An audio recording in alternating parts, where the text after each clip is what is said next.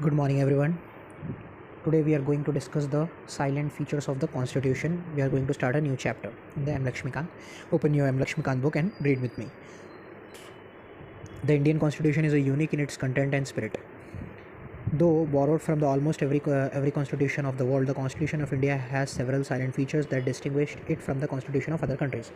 तो इंडिया का जो कॉन्स्टिट्यूशन है वो यूनिक है, मतलब सबसे अलग है उसके कंटेंट में, मतलब जो उसमें लिखा हुआ है, जो कंटेंट है, जो प्रोविजंस है उसमें और स्पिरिट में, मतलब उसका जो एसेंस है, उसकी जो स्पिरिट है उसमें भी और उसके कंटेंट में भी इंडियन कॉन्स्टिट्यूशन बहुत ही यूनिक है दूसरे कॉन्स्टिट्यूशन से अगर कंपेयर किया जाए तो। इंडिया का कॉन्स्टिट्यूशन जो है उसने अपने प्रोविजंस बोरो किए हैं almost every constitution of the world से। मतलब लास्ट चैप्टर में हमने पढ़ा था मेकिंग ऑफ द कॉन्स्टिट्यूशन में कि हमारे कॉन्स्टिट्यूशन मेकर ने 60 कॉन्स्टिट्यूशंस मतलब वर्ल्ड के 60 कॉन्स्टिट्यूशंस को पढ़ा था और इसके बाद हमारे कॉन्स्टिट्यूशन को बनाया था। तो ऑलमोस्ट एवरी टाइम जो नॉन कॉन्स्टिट्यूशन बड़े बड़े डेमोक्रेसीज के कॉन्स्टिट्यूशन थे उनको पढ़ के हमारा कॉन्स्टिट्यूशन बनाया गया है। भले ही हमने प्रोविजंस दूसरे कॉन्स्टिट्यूशन से लिए गए हैं, लेकिन हमारे जो फीचर्स है कॉन्स्टिट्यूशन के वो ऐसे हैं कि वो पूरे दुनिया के कॉन्स्टिट्यूशन से अलग है। It should be noted at the outset that the number of original features of the constitution as adopted in 1949 have gone substantial changes on the account of several amendments. तो जो हमारा कॉन्स्टिट्यूशन था 26 नवंबर 1949 को जो हमारा कॉन्स्टिट्यूशन बना था और जो हमारा प्रेजेंट का कॉन्स्टिट्यूशन है उनमें उस कॉन्स्टिट्यूशन और ये हमारे प्रेजेंट कॉन्स्टिट्यूशन में बहुत फ़र्क है। मतलब कॉन्स्टिट्यूशन सेम नहीं है क्योंकि हमारे पार्लियामेंट के पास ये पावर है कि वो कॉन्स्टिट्यूशन को अमेंड कर सकती है और पार्लियामेंट ने बहुत बार अमेंड भी किया है। तो इसलिए हमारे कॉन्स्टिट्यूशन में टाइम टू टाइम चेंजेस किए गए थे, जैसे कि 7th कॉन्स्टिट्यूशनल अमेंडमेंट एक्ट से। 7th कॉन्स्टिट्यूशनल अमेंडमेंट एक्ट से आया था स्टेट रीऑर्गेनाइजेशन एक्ट, मतलब स्टेट की बाउंड्रीज को चेंज किया गया था। 42nd amendment act mini constitution 1976 में आया था, 6th में आया था। और ये जो 7th अमेंडमेंट एक्ट है 1956 में आया था। 44th अमेंडमेंट एक्ट 1978 में आया था। इसने 44th अमेंडमेंट एक्ट की कुछ प्रोविजंस को रिवर्स कर दिया था। 73rd और 74th अमेंडमेंट एक्ट पंचायत और म्यूनिसिपैलिटीज़ के बारे में बात करते हैं, ये दोनों भी 1992 में आए थे। 97th कॉन्स्टिट्यूशनल अमेंडमेंट एक्ट, ये कोऑपरेटिव सोसाइटीज़ के बारे में बात करता है, ये 2011 का है। और जो 101 अमेंडमेंट एक्ट है ये बात करता है जीएसटी का और ये 2016 का है।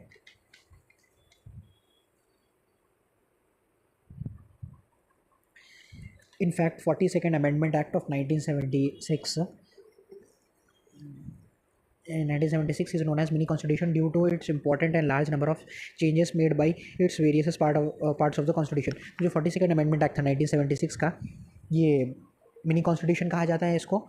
ये एक सरकाज़म वर्ड था, मतलब ये बहुत ही बड़ा अमेंडमेंट था और इसने बहुत सारे कॉन्स्टिट्यूशन के प्रोविजंस को चेंज किया था और इसने प्रियम्बल को भी चेंज किया था। अब तक एक ही बार हमारा प्रियम्बल चेंज हुआ है और वो भी 42nd अमेंडमेंट एक्ट ऑफ 1976 के थ्रू।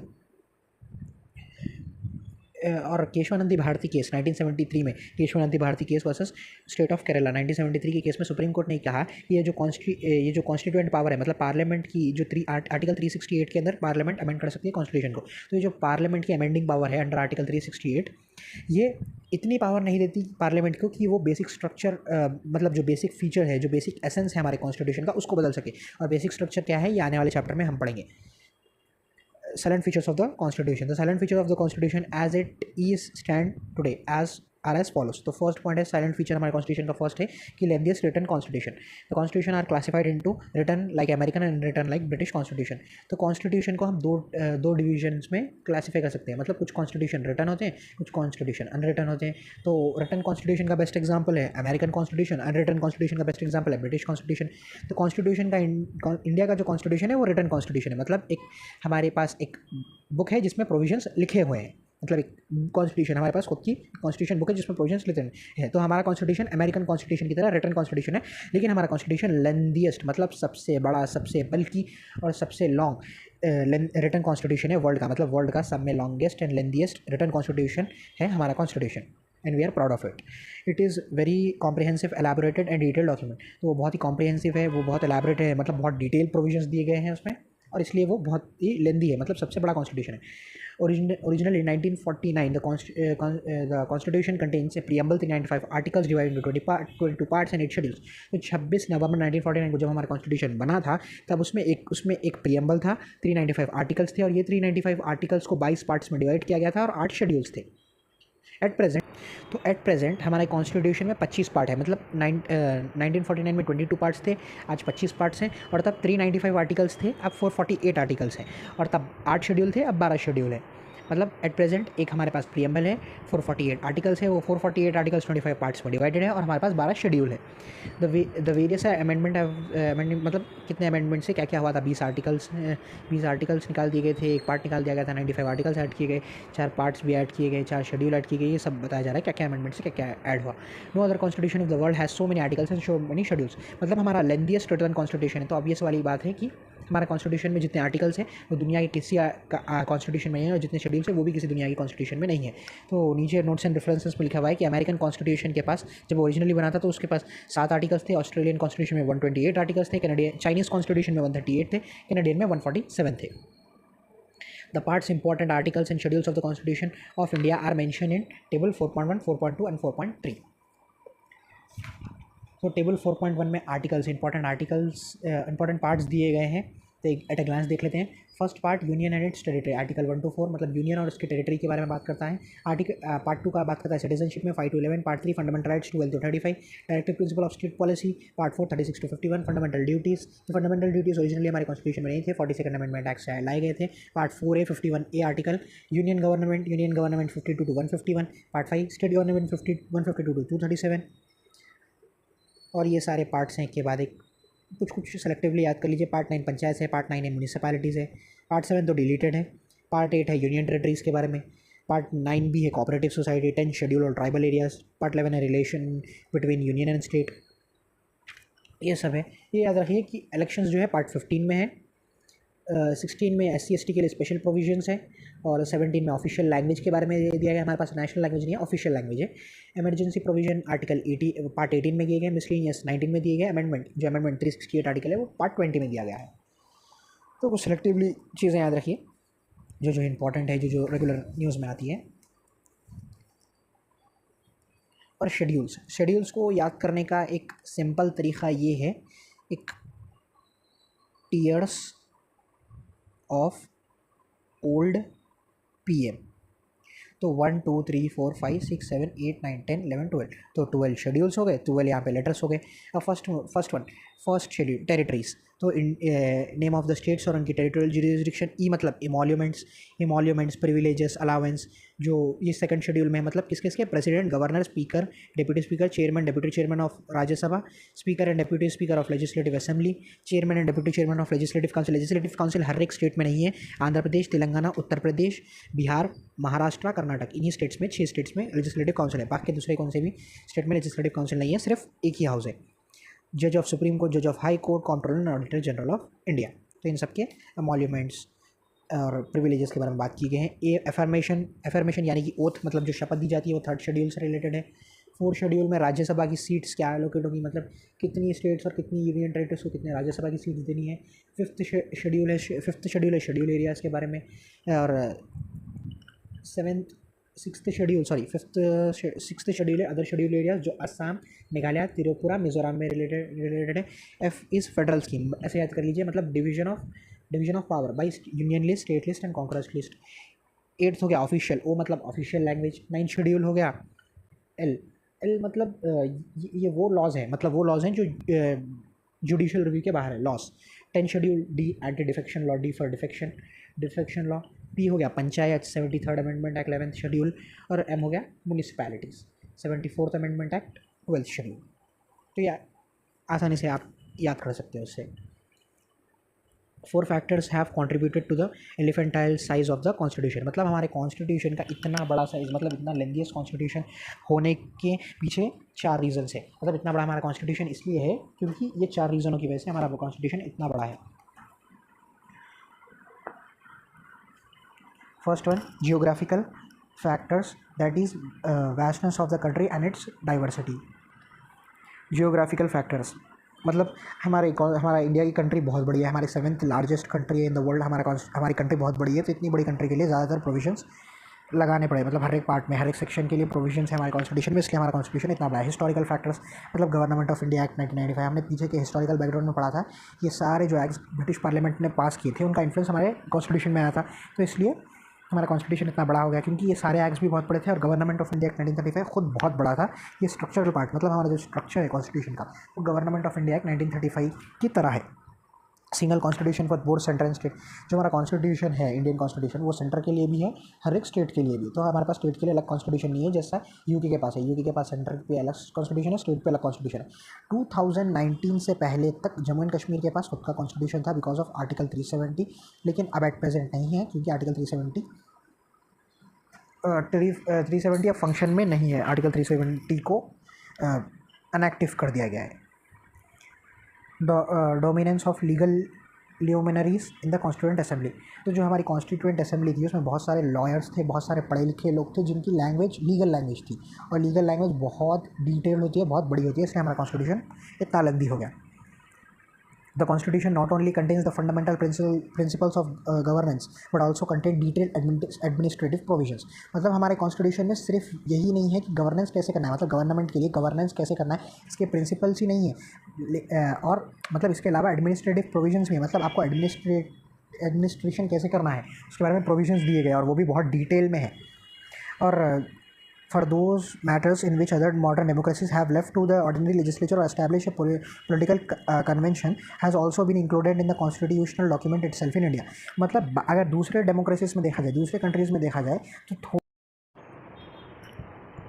तो दूसरी डेमोक्रेटिक कंट्रीज़, मतलब दूसरी बड़े बड़े डेमोक्रेटीज़ जैसे अमेरिका, यूके एक्सेट्रा, इन सब में जो ज़्यादातर मैटर्स है वो उनकी ऑर्डिनरी लेजिस्लेचर, मतलब वहाँ की जो पार्लियामेंट होगी, वहाँ की जो पार्लियामेंट जो इलेक्ट होकर आएगी ये लोगों के थ्रू, वो कुछ मैटर्स पर डिसीजन लेगी, या फिर एक अलग से पॉलिटिकल बॉडी बनाई जाएगी, पॉलिटिकल कन्वेंशन, मतलब एक बॉडी बना दी जाएगी, वो उस जो मैटर उनको दिया गया है उन पर वो डिसीजन लेगी।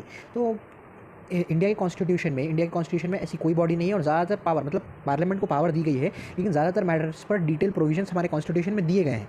तो हमारे कॉन्स्टिट्यूशन में एडमिनिस्ट्रेटिव प्रोविजंस भी है, हमारे कॉन्स्टिट्यूशन में गवर्नेंस कैसे करना है उसके फंडामेंटल्स भी है, और हमारे कॉन्स्टिट्यूशन में ज़्यादातर चीज़ें लिखी हुई है, डिटेल प्रोविजंस लिखे गए हैं, क्योंकि कल के दिन हमारे कंट्री को एडमिनिस्ट्रेशन, हमारे जो कॉन्स्टिट्यूशन मेकर्स थे उनका इंटेंशन ये था कि कल के दिन हर एक मैटर के ऊपर डिटेल प्रोविजन हमारे कॉन्स्टिट्यूशन में लिखा होना चाहिए, और कोई भी कॉन्फ्लिक्ट की सिचुएशन जिससे ना आ सके। Till 2019, erstwhile of Jammu and Kashmir had its own constitution, thus enjoy special status by the virtue of Article 370 of the Constitution। तो ये तो आपको मैंने ऑलरेडी बता दिया था कि 2019 तक जम्मू एंड कश्मीर के पास अपना खुद का कॉन्स्टिट्यूशन था, क्योंकि वो because of article 370 of the Indian constitution, कुछ हमारे कॉन्स्टिट्यूशन के कुछ प्रोविजंस जम्मू एंड कश्मीर पर एप्लीकेबल नहीं होते थे, तो उन लोग एक स्पेशल स्टेटस मिला था बिकॉज ऑफ आर्टिकल 370। तो 2019 तक भी उनका एक सेपरेट कॉन्स्टिट्यूशन था जम्मू एंड कश्मीर का। In 2019, thus the special status was abolished by a presidential order known as the Constitution applicable to Jammu and Kashmir Order 2019। तो जो स्पेशल स्टेटस था ये 2019 में ख़त्म कर दिया गया था, किसके थ्रू? एक प्रेसिडेंशियल ऑर्डर के थ्रू। मतलब हमारे प्रेसिडेंट ने एक ऑर्डर पास किया, और ऑर्डर पास करके उस ऑर्डर का नाम था constitution applicable to Jammu and Kashmir order 2019। तो इसके थ्रू इनका जो स्पेशल स्टेटस था जम्मू एंड कश्मीर का, उस स्पेशल स्टेटस को ख़त्म कर दिया। The order superseded the earlier order known as the Constitution applicable to Jammu and Kashmir Order 1954। तो ये जो ऑर्डर आया था 2019 में, ये ऑर्डर ने सुपरसीड कर दिया constitution applicable to Jammu and Kashmir order 1954 को, जिससे उनका जो स्पेशल स्टेटस था जम्मू एंड कश्मीर का वो चला गया। The 2019 order extended all the provisions of the constitution to Jammu and Kashmir also. तो 2019 के इस प्रेसिडेंशियल ऑर्डर के बाद जो हमारे कॉन्स्टिट्यूशन के प्रोविजंस है वो जम्मू एंड कश्मीर को भी एप्लीकेबल होते हैं। Further, the Jammu and Kashmir Reorganization Act 2019 bifurcated the erstwhile Jammu and Kashmir into two separate union territories। तो जो Jammu and Kashmir reorganisation act 2019 था, उसने जो जम्मू एंड कश्मीर स्टेट को दो सेपरेट टेरिटरीज़ में बाइफरकेट कर दिया, मतलब इन द सेंस डिवाइड कर दिया, मतलब तोड़ दिया। एक स्टेट को तोड़ के दो यूनियन टेरिटरीज़ बना दी गई। एक थी union territory of Jammu and Kashmir, और एक थी यूनियन टेरिटरी ऑफ लद्दाख। आज की डेट में जम्मू एंड कश्मीर नहीं है, एक स्टेट नहीं है, वो दो यूनियन टेरिटरीज़ में है, एक union territory of Jammu and Kashmir, union territory of Ladakh. Drawn from the various sources, the Constitution of India has borrowed most of its provision from the Constitution of various other countries as well as from the Government of India Act 1935।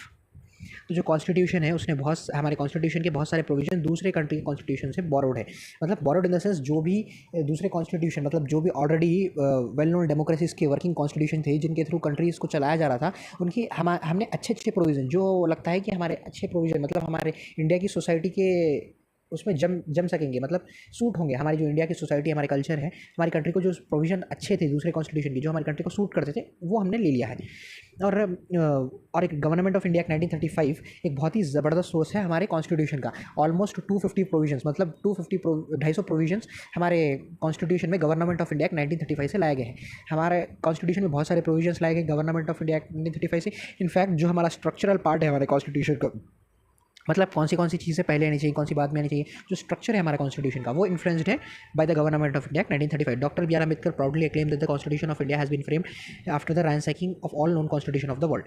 तो ये constituent assembly debates का, constituent assembly मतलब जो भी debates हुई थी हमारे constitution में, उसकी एक डॉक्यूमेंट में लिखा गया है। और उसके थ्रू हमें ये सोर्स मिलता है कि जो हमारे डॉक्टर बी आर अम्बेडकर थे, जो हमारे फर्स्ट लॉ मिनिस्टर थे, उन्होंने प्राउडली कहा कि हमारा जो कॉन्स्टिट्यूशन है वो बनाया गया है, अगर जो उस वक्त के, मतलब जब 1949 में कॉन्स्टिट्यूशन हमारा बन गया था, तो डॉक्टर बी आर अम्बेडकर ने कहा है कि अगर पूरे दुनिया के नॉन कॉन्स्टिट्यूशन को अगर हम खंगाल दें, छान दें, तो उसके बाद जो रिजल्ट आएगा वो है हमारा इंडियन कॉन्स्टिट्यूशन। मतलब पूरी दुनिया के वेल नोन कॉन्स्टिट्यूशन को खंगाल के बनाया गया है हमारा कॉन्स्टिट्यूशन, छान के बनाया गया है हमारा constitution. The structural part of the constitution is to largely derive from the government of India act 1935। तो जो हमारा स्ट्रक्चरल पार्ट है वो है derived from government of India act 1935। तो हमारा structural part government of India act 1935 से लिया गया है। हमारा जो फिलोसॉफिकल पार्ट है, हमारे फिलोसॉफी, हमारे कॉन्स्टिट्यूशन की फिलोसॉफी दो चीज़ों में लाई करती है, एक फंडामेंटल राइट्स और directive principle of state policy. तो हमारे कॉन्स्टिट्यूशन की जो फिलोसॉफी है वो फंडामेंटल राइट्स और डीपीएसपी में लाई करती है, और जो हमारा फिलोसॉफिकल पार्ट है वो लिया गया है अमेरिकन और आयरिश कॉन्स्टिट्यूशन में से। फंडामेंटल राइट्स अमेरिकन कॉन्स्टिट्यूशन से लिए गए थे, डीपीएसपी आयरिश कॉन्स्टिट्यूशन से लिए गए थे। तो जो हमारा फिलोसॉफिकल पार्ट है, तो हम डायरेक्टली कह सकते हैं कि वो अमेरिकन और आयरिश कॉन्स्टिट्यूशन से डिराइव्ड है। और जो हमारा पॉलिटिकल पार्ट है हमारे कॉन्स्टिट्यूशन का, कि कैबिनेट गवर्नमेंट होनी चाहिए, एग्जीक्यूटिव और लेजिस्लेटिव के बीच में क्या रिलेशन होना चाहिए, एग्जीक्यूटिव लेजिस्लेचर को रिस्पॉन्सिबल होना चाहिए, और लेजिस्लेटिव के ही कुछ ही लोग मिलकर एग्जीक्यूटिव बनते हैं। ये जो पॉलिटिकल पार्ट है ये ब्रिटिश कॉन्स्टिट्यूशन से लिया गया है। तो पॉलिटिकल पार्ट हमारा लिया गया है ब्रिटिश कॉन्स्टिट्यूशन में। इन दोनों में कंफ्यूज नहीं होगी, ये है फिलोसॉफिकल पार्ट, ये है पॉलिटिकल पार्ट। तो पॉलिटिकल पार्ट लिया गया है ब्रिटिश कॉन्स्टिट्यूशन से, और फिलोसॉफिकल पार्ट लिया गया है अमेरिकन और आयरिश कॉन्स्टिट्यूशन से, और स्ट्रक्चरल पार्ट तो government of India 1935। The other provision of the constitution have been drawn from the constitution of Canada, Australia, Germany, USSR, France, South Africa, Japan and so on. तो बाकी जो provisions लिए गए हैं वो लिए गए हैं कनाडा और ऑस्ट्रेलिया, जर्मनी, यूएसएसआर। जब हमारा कॉन्स्टिट्यूशन बना था 26 नवंबर 1949 को, जब हमारा कॉन्स्टिट्यूशन बन गया था, तब रशिया नहीं था, यूएसएसआर था। यूएसएसआर फॉर्मली डिसॉल्व हुआ था 1991 में, मतलब ये 1991 के बाद यूएसएसआर डिसॉल्व, मतलब खत्म हो गया था, उसके बाद रशिया बना था। लेकिन जब हमारा कॉन्स्टिट्यूशन बना था तब तो वो यूएसएसआर ही था। France, South Africa, Japan and so on. The most profound influence and material source of the constitution is government of India 1935। Already discuss किया है कि हमारा स्ट्रक्चरल पार्ट भी गवर्नमेंट ऑफ इंडिया 1935 से इन्फ्लुएंस है। और जो हमारा प्रोफाउंड मतलब मटेरियल सोर्स, जो लिखी हुई मटेरियल सोर्स, जो प्रोफाउंड मतलब बहुत सिग्निफिकेंट सोर्स है, वो है government of India 1935। The federal scheme, judiciary, office of governor, emergency provision, public service commission, most of the administrative details are drawn from this act. तो जैसे कि हमारा फेडरल स्कीम, सेंटर होना चाहिए, स्टेट होना चाहिए, ये जुडिशरी मतलब हमारा जुडिशियल सिस्टम जो है, गवर्नर्स होने चाहिए, emergency provision, public service commissions, जो IAS IPS, ये सब ब्यूरोक्रेसी, एडमिनिस्ट्रेटिव डिटेल्स मतलब एडमिनिस्ट्रेशन कैसा होना चाहिए, सब लिया गया है गवर्नमेंट ऑफ इंडिया 1935 में।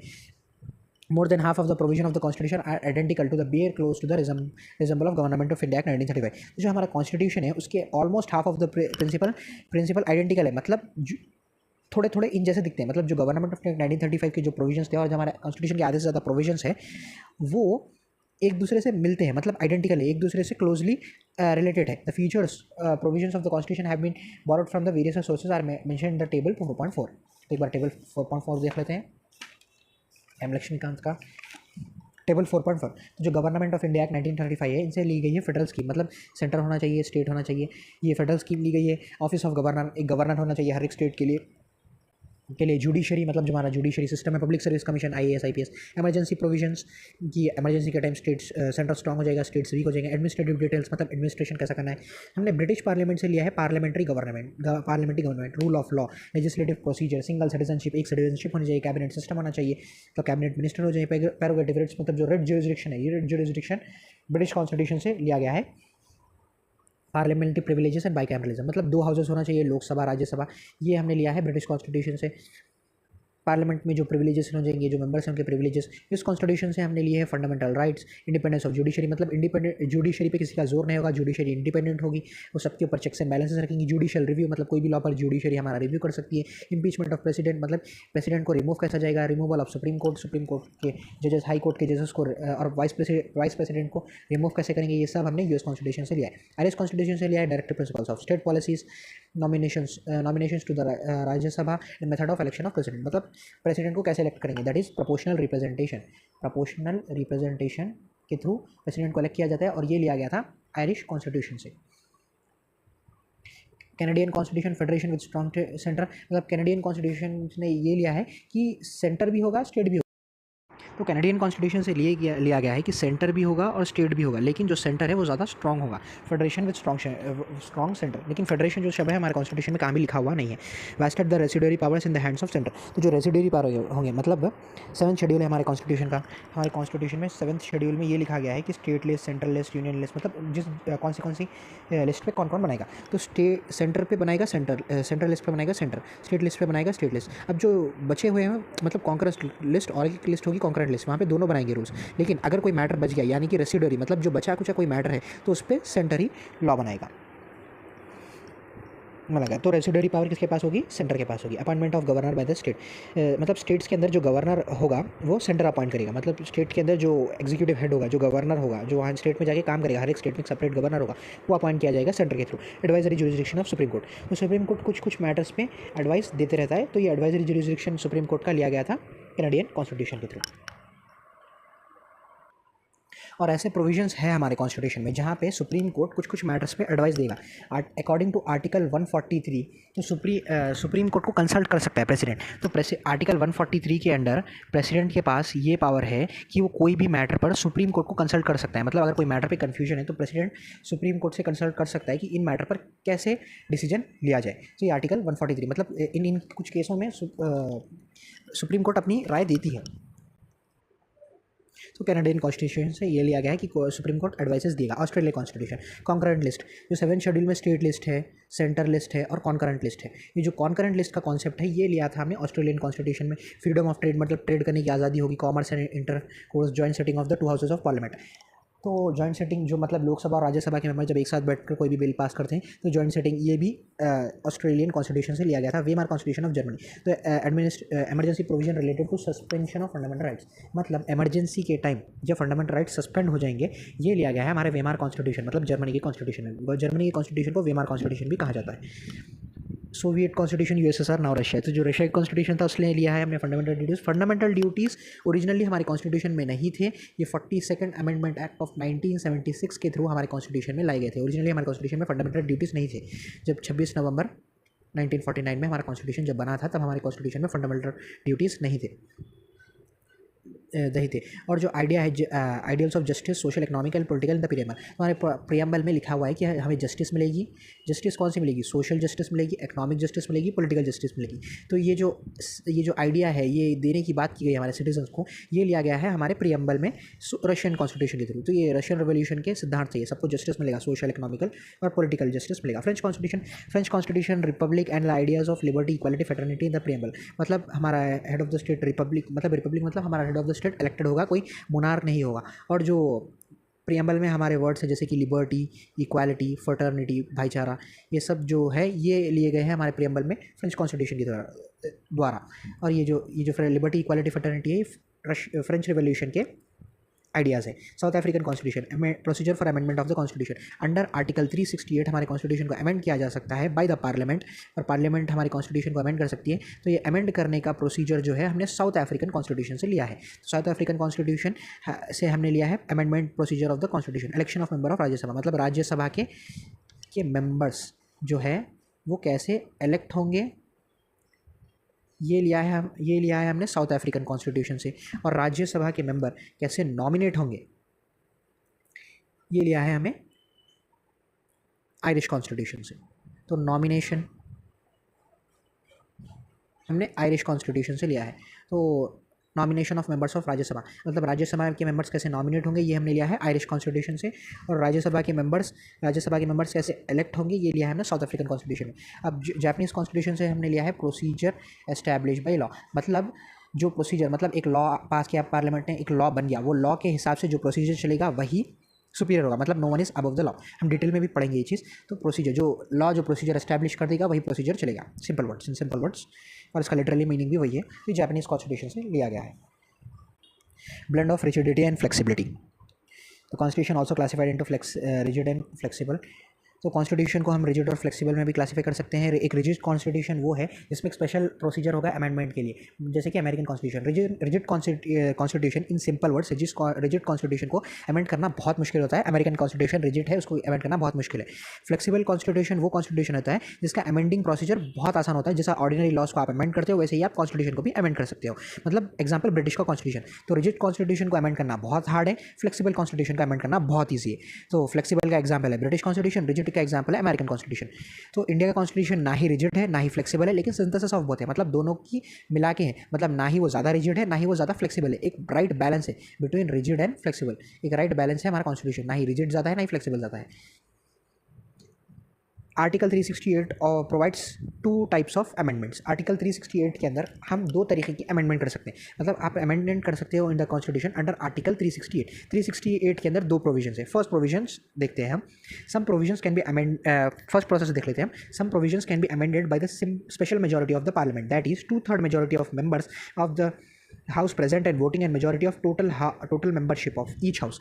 मतलब स्पेशल मेजॉरिटी चाहिए आपको अंडर आर्टिकल 368, आप सिर्फ स्पेशल मेजॉरिटी के थ्रू कॉन्स्टिट्यूशन को अमेंड कर सकते हैं। आप स्पेशल मेजॉरिटी क्या है? स्पेशल मेजॉरिटी ये है कि 2/3 of the members of each house present and voting, मतलब जितने लोग प्रेजेंट है। अब अंडर आर्टिकल 368 दो तरीके की स्पेशल मेजॉरिटी होती है। Some provisions can be amended by the special majority of the parliament, that is 2/3 majority of the members of each house present and voting and a majority of total membership of each house. तो हमारी 545 हमारी total strength है लोकसभा की, और इसका 50% हो जाएगा 273, actually में 272.5 होगा, 273 मेजॉरिटी है, 273 मेजॉरिटी।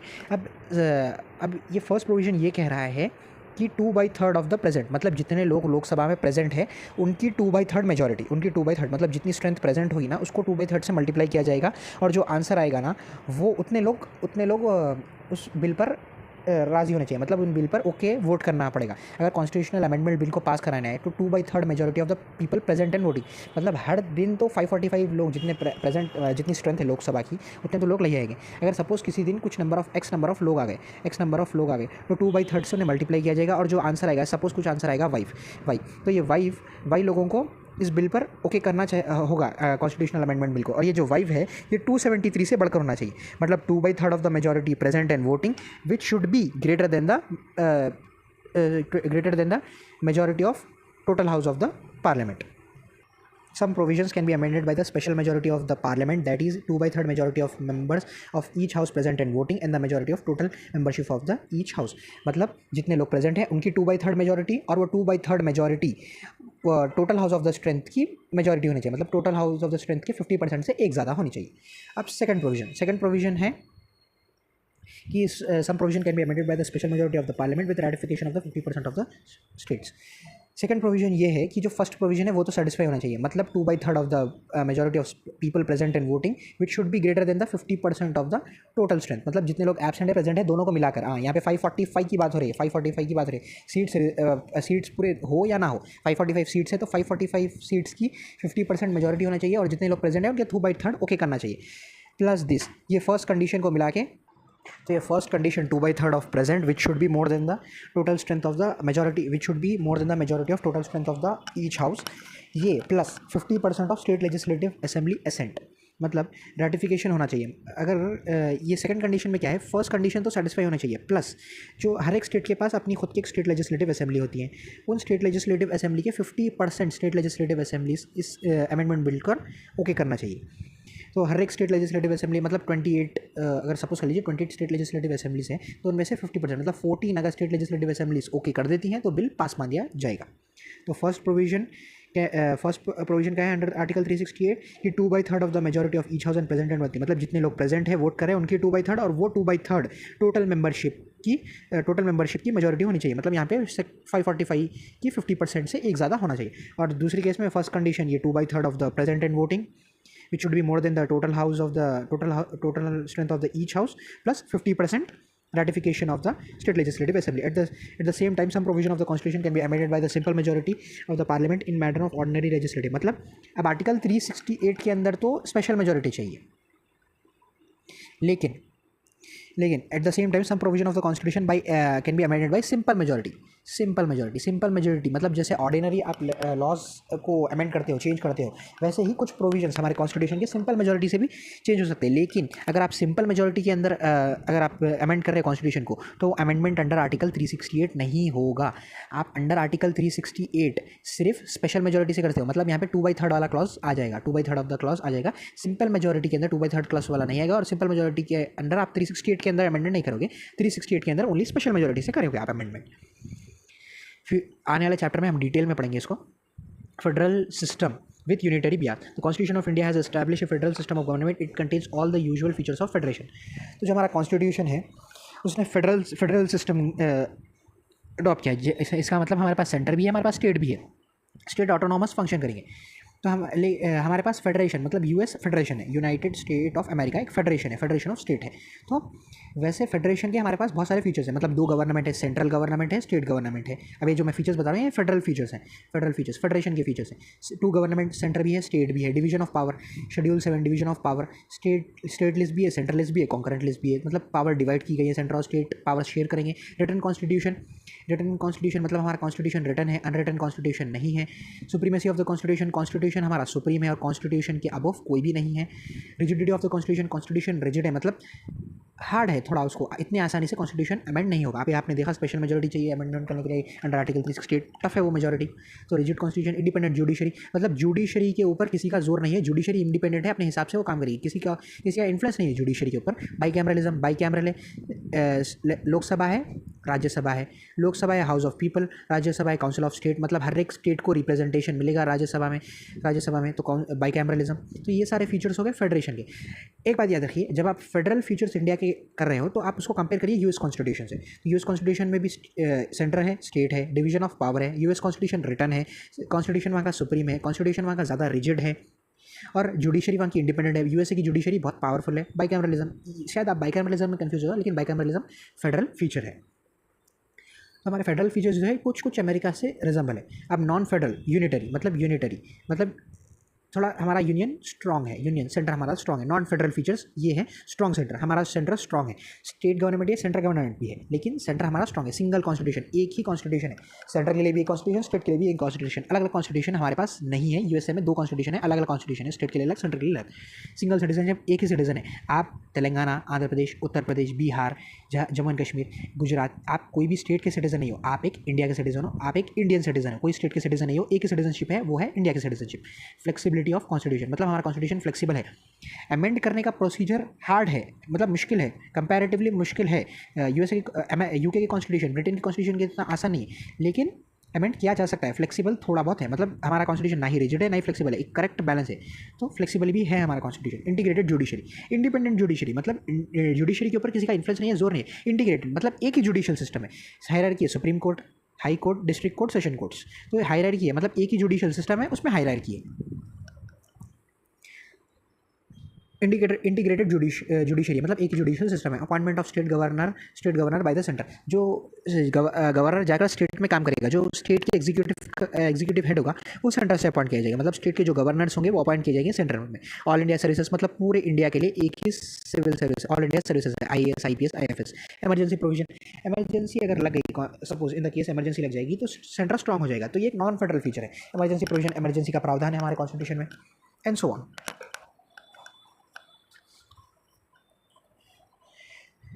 तो ये हो गए non federal features. Moreover the term federation has now where use in the constitution, तो nowhere use in the constitution. तो हमारे कॉन्स्टिट्यूशन में जो फेडरेशन वर्ड है ये हमारे कॉन्स्टिट्यूशन में कहाँ भी यूज़ नहीं किया जाएगा, हम यूनियन ऑफ स्टेट है। In fact article 1 of the Indian constitution on the other hand describe India as the union of state, which implies 2 things. Article 1 of the Indian constitution, article 1 क्या कहता है, हमारे India को कैसे describe करता है, वो डिस्क्राइब करता है as a union of state. और यूनियन ऑफ स्टेट इस सेंटेंस से हमें क्या मालूम चल रहा है, हमें दो चीज़ें मालूम कर रही है। एक, one, the federation is not result of an agreement bye the state, मतलब हमारा जो इंडियन यूनियन बना है ये हमारे स्टेट्स के बीच में कोई भी एग्रीमेंट के थ्रू नहीं बना है। अमेरिकन जो USA, United state of America है, वो स्टेट्स के बीच में एक एग्रीमेंट के थ्रू बना है, लेकिन हमारा कॉन्स्टिट्यूशन में ऐसा कोई भी एग्रीमेंट नहीं हुआ है। मतलब हमारे स्टेट जब जुड़े थे कोई एग्रीमेंट नहीं हुआ है, हम एक यूनियन है और no state has the right to secede from the federation. कल के दिन कोई भी स्टेट ये नहीं कह सकता कि मैं इंडिया के यूनियन से बाहर निकलूंगा। Hence the Indian constitution has been variously described as, और हमारे इंडियन कॉन्स्टिट्यूशन के जो सिस्टम को कहा है, फेडरल सिस्टम को कहा है, हमारा फेडरल सिस्टम थोड़ा अलग है, तो इसको कहा गया है federal in form but unitary spirited, that is quasi federal by के सी वियर ने ये कहा है। बार्गेनिंग फेडरलिज्म मॉरिस जॉनसन ने कहा है। कोऑपरेटिव फेडरलिज्म ग्रैनविले एस्टन ने कहा है। Federation with centralization tendency Ivor Jennings ने कहा है। पार्लियामेंट्री फॉर्म ऑफ गवर्नमेंट, तो हमारी प्रेसिडेंशियल फॉर्म ऑफ गवर्नमेंट नहीं है, पार्लियामेंट्री फॉर्म ऑफ गवर्नमेंट है। The constitution of India has opted for the British parliamentary system of government rather than the American presidential system of government. तो हमारे constitution ने British parliamentary system adopt किया है, मतलब Britain में एक parliament है, तो वो सिस्टम हमने अडॉप्ट किया है। अमेरिका में भी पार्लियामेंट है, कांग्रेस कहा जाता है, लेकिन वैसा सिस्टम नहीं है। वहाँ पे प्रेसिडेंट के पास ज़्यादा पावर है, अमेरिकन प्रेसिडेंट बहुत पावरफुल है, तो अमेरिका के पास है प्रेसिडेंशियल सिस्टम, ब्रिटेन के पास है पार्लियामेंट्री सिस्टम। इंडिया ने अडॉप्ट किया है पार्लियामेंट्री सिस्टम, जो ब्रिटिश ने अडॉप्ट किया था। तो parliamentary system is based on the principle of cooperation and coordination between the legislative and executive organs, while the presidential system is based on the doctrine of separation of powers between two organs। तो जो presidential system है ये क्या basis पे, cooperation and coordination, मतलब legislature और executive। Legislative मतलब हमारी पार्लियामेंट, स्टेट लेजिस्लेचर जो लॉज बनाएंगे। एग्जीक्यूटिव लेजिस्लेचर के पार्ट होते हैं, जो कुछ एमपीज होते हैं वो मिनिस्टर बन जाते हैं, तो वो हो गया एग्जीक्यूटिव का काम होता है लॉ को इंप्लीमेंट करना। तो पार्लियामेंट्री सिस्टम में लेजिस्लेटिव और एग्जीक्यूटिव ऑर्गन्स जो होते हैं गवर्नमेंट के, वो कॉपरेट एक दूसरे के साथ कॉपरेट करते हैं और कोऑर्डिनेट करके काम करते हैं। The parliamentary system is based on the principle of cooperation and coordination between the legislature and executive organs. यहाँ पे लेजिस्लेटिव और एग्जीक्यूटिव ऑर्गन्स दोनों कोऑर्डिनेट करते हुए काम करेंगे। लेकिन प्रेसिडेंशियल सिस्टम में क्या है, presidential system is based on the doctrine of separation of power between two organs. तो प्रेसिडेंशियल सिस्टम में क्या होगा, सेपरेशन ऑफ पावर्स, मतलब लेजिस्लेटिव और एग्जीक्यूटिव के बीच में पावर सेपरेट की गई है। तो ये एक डॉक्ट्राइन पे बेस्ड है। डॉक्ट्राइन मतलब जो चीज़ एक्सप्लिसिटली नहीं होती लेकिन इम्प्लिसिटली दी जाती है, मतलब doctrine is a term of understanding. तो ये कहता है यहाँ पे पावर सेपरेट होंगी, मतलब यहाँ पे पावर्स डिस्ट्रीब्यूट होंगी between legislative organs and executive organs. Parliamentary system is also known as Westminster. Westminster is a place in London where British parliament is located. It is often used as a symbol and synonym of British parliament. जो parliamentary system है इसको Westminster model of government भी कहा जाता है, या फिर responsible government या फिर कैबिनेट गवर्नमेंट। रिस्पॉन्सिबल गवर्नमेंट इसलिए कहा जाता है कि जो हमारे रिप्रेजेंटेटिव्स हैं वो रिस्पॉन्सिबल, हमें रिस्पॉन्सिबल होते हैं, और जो एग्जीक्यूटिव है वो लेजिस्लेटिव को रिस्पॉन्सिबल होती है। तो ये एक रिस्पॉन्सिबल गवर्नमेंट है, यहाँ पे एक दूसरे के ऊपर रिस्पॉन्सिबिलिटीज़ हैं। और कैबिनेट फॉर्म है, मतलब कैबिनेट मिनिस्टर्स होंगे हमारे, तो कैबिनेट यहाँ पे cabinet ministers of cabinet form होते हैं। तो ये कैबिनेट गवर्नमेंट भी कहा जाता है, इसको रिस्पॉन्सिबल गवर्नमेंट भी कहा जाता है, इसको वेस्टमिनिस्टर मॉडल ऑफ गवर्नमेंट भी कहा जाता है, पार्लियामेंट्री फॉर्म ऑफ गवर्नमेंट भी कहा जाता है। वेस्टमिनिस्टर इसलिए कहा जाता है क्योंकि ब्रिटेन में एक प्लेस, ब्रिटेन का कैपिटल है लंदन, और लंदन में एक प्लेस है वेस्टमिनिस्टर। तो वेस्टमिनिस्टर में ब्रिटेन का पार्लियामेंट लोकेटेड है, इसलिए इसे वेस्टमिनिस्टर भी कहा जाता है, model of government. The constitution establish the parliamentary system not only at centre but also in state. तो सेंटर के लेवल पे पार्लियामेंट है, स्टेट के लेवल पे स्टेट लेजिस्लेटिव असेंबली है। Features of parliamentary government in India. तो parliamentary features क्या है हमारे इंडिया के, present of nominal and real executive, मतलब हमारे यहाँ पे नॉमिनल एग्जीक्यूटिव भी है, हमारे यहाँ पे रियल एग्जीक्यूटिव भी है। नॉमिनल एग्जीक्यूटिव का एग्जांपल हो जाएगा प्रेसिडेंट नॉमिनल एग्जीक्यूटिव है।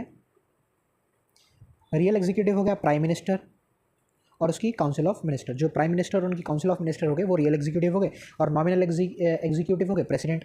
तो हमारे यहाँ पे दो भी टाइप ऑफ एग्जीक्यूटिव्स है, नॉमिनल और रियल। ये हम आगे जाके डिटेल में पढ़ेंगे। मेजॉरिटी पार्टी रूल, तो हमारे पास जो पार्टी में मेजॉरिटी होगी, जिनको मेजॉरिटी ऑफ सीट्स मिलेंगी उनको वो रूल करेंगे।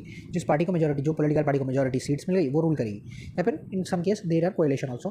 Collective responsibility of executive to legislature, तो जो एग्जीक्यूटिव है वो लेजिस्लेटिव को रिस्पॉन्सिबल है, और लेजिस्लेटिव के अंदर से ही एग्जीक्यूटिव आता है। जो लेजिस्लेटिव मतलब जो पार्लियामेंट के अंदर कुछ एमपीज होते हैं वही मिनिस्टर बनते हैं और वही एग्जीक्यूटिव फॉर्म करते हैं, और ये जो एग्जीक्यूटिव है ये लेजिस्लेटिव को रिस्पॉन्सिबल होगा। जो हमारे मिनिस्टर्स है वो पार्लियामेंट को रिस्पॉन्सिबल है। Membership of minister in the legislator, यही मैंने आपको कहा, जो लेजिस्लेचर है हमारा जो पार्लियामेंट है उसके ही कुछ एमपीज मिनिस्टर बनते हैं। जो मिनिस्टर्स की, तो मतलब हमारे मिनिस्टर जो हैं वो लेजिस्लेचर का एक मेंबर है। Leadership of prime minister and chief minister, तो जो हमारे पार्लियामेंट्री सिस्टम है उसमें प्राइम मिनिस्टर की और स्टेट लेवल पे चीफ मिनिस्टर की लीडरशिप होती है। Dissolution of lower house of the parliament, Lok Sabha और असेंबली, मतलब हमारे पास लोअर हाउस जो है डिसोल्यूशन भी हो जाता है, no confidence motion, dissolution of parliament, इसको भी हम आगे पढ़ेंगे डिटेल में। Even though the Indian parliamentary system is largely based on the British pattern, there are some fundamental difference between two. तो हमने अडॉप्ट किया है ब्रिटिश पार्लियामेंट्री सिस्टम, मतलब ब्रिटिश का जो पार्लियामेंट्री सिस्टम है, जो पैटर्न है उनका, हमने वो अडॉप्ट किया है। लेकिन इंडियन पार्लियामेंट में और ब्रिटिश पार्लियामेंट में थोड़े डिफरेंसेस है, थोड़े फंडामेंटल डिफरेंस है। हमने अडॉप्ट तो किया है ब्रिटिश पार्लियामेंट्री सिस्टम, लेकिन इंडियन पार्लियामेंट्री सिस्टम और ब्रिटिश पार्लियामेंट्री सिस्टम में थोड़े डिफरेंसेस है। For example, Indian parliament is not a sovereign body like British parliament. तो हमारी जो इंडियन पार्लियामेंट है वो सोवरेन नहीं है, उसके पास अनलिमिटेड पावर नहीं है लाइक ब्रिटिश पार्लियामेंट। तो हमारी इंडियन पार्लियामेंट के ऊपर जुडिशरी का थोड़ा जोर है, जुडिशरी का थोड़ा इन्फ्लुएंस है। तो हमारी इंडियन पार्लियामेंट है वो सोवरेन नहीं है, ब्रिटिश पार्लियामेंट सोवरेन है। ब्रिटिश पार्लियामेंट के पास बहुत पावर है, बहुत मतलब अनलिमिटेड पावर, एक तरीके से कहा जाए तो अनलिमिटेड पावर ब्रिटिश पार्लियामेंट के पास है। इंडिया की पार्लियामेंट के पास अनलिमिटेड पावर नहीं है, कुछ लिमिटेड पावर्स हैं। Further, the Indian state has an elected head republic, while the British state has a hereditary head monarch. तो हमारा इंडिया है वो सही मायने में रिपब्लिक है, मतलब हमारे जो हेड ऑफ स्टेट है, हमारा जो प्रेसिडेंट है वो इलेक्ट आएंगे, भले ही इनडायरेक्ट इलेक्शन है लेकिन इलेक्ट तो होके आ रहे हैं वो। और जो ब्रिटेन है वहाँ पे हेड ऑफ स्टेट मोनार्क होंगे, राजा या रानी, मतलब वो एक नोबल ब्लड से होंगे, तो वो एक फैमिली से ही आते जाएंगे, मतलब जो फैमिली से जो सक्सेसर होगा वही बनेगा आपका head of the state. In parliamentary system, whether India and Britain, the role of prime minister became so significant and crucial that the political scientists like to call it prime ministerial government. जो parliamentary system है यहाँ पे prime minister का role बहुत ही significant, मतलब बहुत ही important हो जाता है। प्राइम मिनिस्टर के पास बहुत रिस्पॉन्सिबिलिटीज़ हो जाती हैं। तो पॉलिटिकल साइंटिस्ट जो पॉलिटिकल फिलोसफीज जो पढ़ते हैं, जो फॉर्मुलेट करते हैं, वो जो पार्लियामेंट्री सिस्टम है इसको प्राइम मिनिस्टरियल गवर्नमेंट भी कहना पसंद करते हैं। Synthesis of parliamentary sovereignty and judicial supremacy. Parliamentary sovereignty मतलब जो पावर, मतलब पार्लियामेंट की पावर, जुडिशरी की power, in one word, in brief, the doctrine of sovereignty of parliament is associated with British parliament. मैंने ऊपर भी आपको बताया है कि जो ब्रिटेन की पार्लियामेंट है उसके पास बहुत ज़्यादा पावर है। ब्रिटेन की पावर सोवरेन है, मतलब उसके ऊपर किसी का इन्फ्लुएंस नहीं है, एक देखा जाए तो बहुत पावर है ब्रिटेन की पार्लियामेंट के पास। तो doctrine of sovereignty of parliament British parliament की, ब्रिटिश से रिलेटेड है। While the principle of judicial supremacy with that is of American supreme court. तो जो अमेरिका की जुडिशरी है वो बहुत पावरफुल है, जो ब्रिटेन की पार्लियामेंट है वो बहुत पावरफुल है। तो जो हमारी इंडिया है यहाँ पे ना ही अनलिमिटेड पावर जुडिशरी को मिली है, ना ही अनलिमिटेड पावर पार्लियामेंट को मिली है। तो हमारी जो इंडिया है वो sovereignty of parliamentary sovereignty and judicial supremacy, मतलब हमारे पास इन दोनों का एक प्रॉपर सिंथेसिस, मतलब इन दोनों का एक प्रॉपर ब्लेंड है हमारे पास। हमारे पास पार्लियामेंट के पास भी थोड़ी पावर है और जुडिशरी के पास भी थोड़ी पावर है। Just as Indian parliament system differ from the British parliamentary system, the scope of judicial power of Supreme Court in India is narrower than that exist in US. तो जो हमारी Indian parliamentary system है वो British से अलग है। Same way जो हमारा जुडिशियली सिस्टम है ना, वो अमेरिकन सुप्रीम कोर्ट से भी थोड़ा कम है। मतलब जो सुप्रीम कोर्ट के पास जो जुडिशियल रिव्यू की पावर है वो थोड़ी कम है when compare to US supreme court. तो यूएस के सुप्रीम कोर्ट से थोड़ी कम हमारी जुडिशियल पावर है जो इंडिया के सुप्रीम कोर्ट की में है। This is because the American court is provide due process of law against the procedure established law contained in Article 21. Article 21 है right to life and personal liberty, fundamental right है, आने वाली classes में हम पढ़ेंगे। तो जो हमारा इंडियन सुप्रीम कोर्ट है वो अमेरिकन सुप्रीम कोर्ट की तरह उतना पावरफुल नहीं है, थोड़ा कम पावरफुल है। वो इसलिए क्योंकि हम फॉलो करते हैं प्रोसीजर एस्टैब्लिश बाय लॉ और अमेरिका फॉलो करता है ड्यू प्रोसेस ऑफ लॉ, इसलिए। Therefore, the framers of the Indian Constitution have preferred a proper synthesis of British principle of parliamentary sovereignty and American principle of judicial supremacy. तो हमारे constitution के जो framers थे वो ये नहीं चाहते थे कि एक ही अथॉरिटी के पास सुप्रीम पावर आ जाए। तो इसलिए हमने एक प्रॉपर सिंथेसिस लिया।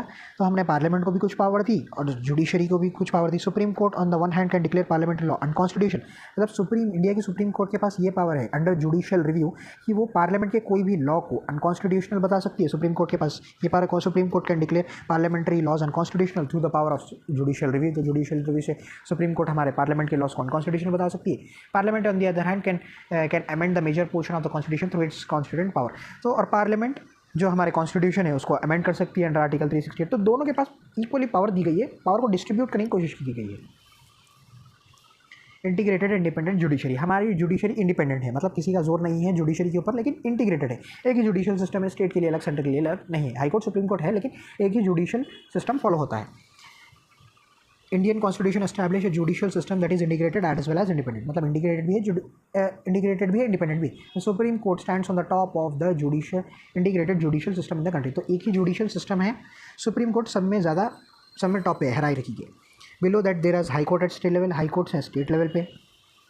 Under the high court there are hierarchy of subordinates court, high court के अंदर सबॉर्डिनेट्स कोर्ट्स है जैसे कि डिस्ट्रिक्ट कोर्ट्स और session courts. This single system of court enforce both central laws and as well as state laws. तो जो एक ही, ये सिस्टम एक ही है, हायरार्की है लेकिन सिस्टम एक ही है। तो एक ही सिस्टम सेंट्रल लॉज को भी एनफोर्स करता है और स्टेट लॉज को भी एनफोर्स करता है, मतलब एनफोर्स करता है। अनलाइक यूएसए में जो फेडरल लॉज है, मतलब जो सेंट्रल लेवल पे लॉ है वो फेडरल कोर्ट मतलब सेंट्रल कोर्ट करता है, और जो स्टेट लॉज है वो स्टेट कोर्ट करता है। और यूएसए में जो अगर आपको स्टेट के कोर्ट के अगेंस्ट अगर अपील लेके जानी तो फेडरल कोर्ट में नहीं लेके जा सकते, लेकिन अगर इंडिया में अगर आपको हाई कोर्ट के अगेंस्ट अपील लेके जानी है तो आप सुप्रीम कोर्ट में लेके जा सकते हो। Supreme court is federal court, supreme court federal court है, highest court of appeal, the guarantor of fundamental rights of the citizen and guardian of the constitution. तो जो हमारा सुप्रीम कोर्ट है वही फेडरल कोर्ट है, वो सेंट्रल लेवल पे काम करता है, वो हाईएस्ट अपील है, मतलब सुप्रीम कोर्ट हाईएस्ट अपील है, इसके अगेंस्ट आप अपील टाइम लेने जा सकते हो, सुप्रीम कोर्ट हमारे कोई भी गलत डिसीजन कभी भी नहीं देगी। Guarantor of the fundamental rights, तो हमारा जो सुप्रीम कोर्ट है वो गारंटर है, मतलब हमारे फंडामेंटल राइट्स को सुप्रीम कोर्ट बचाता है बिकॉज ऑफ द आर्टिकल 32।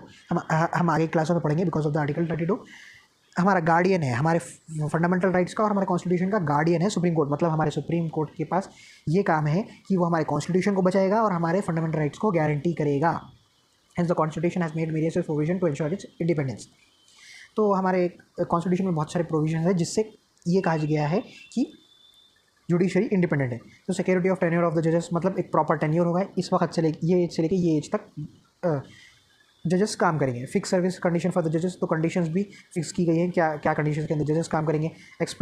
जो एक्सपेंसेस सुप्रीम कोर्ट के जो एक्सपेंडिचर होगा वो कंसोलिडेटेड फंड ऑफ इंडिया से आएगा। Prohibition on discussion on the conduct of जज in the legislature, prohibition on discussion on the conduct of the जजेस इन लेजिस्लेचर, मतलब जुडिशरी से रिलेटेड, मतलब जजेस से रिलेटेड आप लेजिस्लेचर मतलब यानी कि पार्लियामेंट में और स्टेट लेजिस्लेचर में कोई भी डिस्कशंस आप नहीं कर सकते। Ban on practice after retirement के बाद कोई भी जज प्रैक्टिस नहीं कर सकता। Power to punish for the contempt of court vested to the supreme court, मतलब अगर आप कोर्ट का कंटेम्प्ट करते हो, मतलब कोर्ट में आप मिसबिहेव करते हो तो उसके लिए पनिशमेंट दी गई है आपको।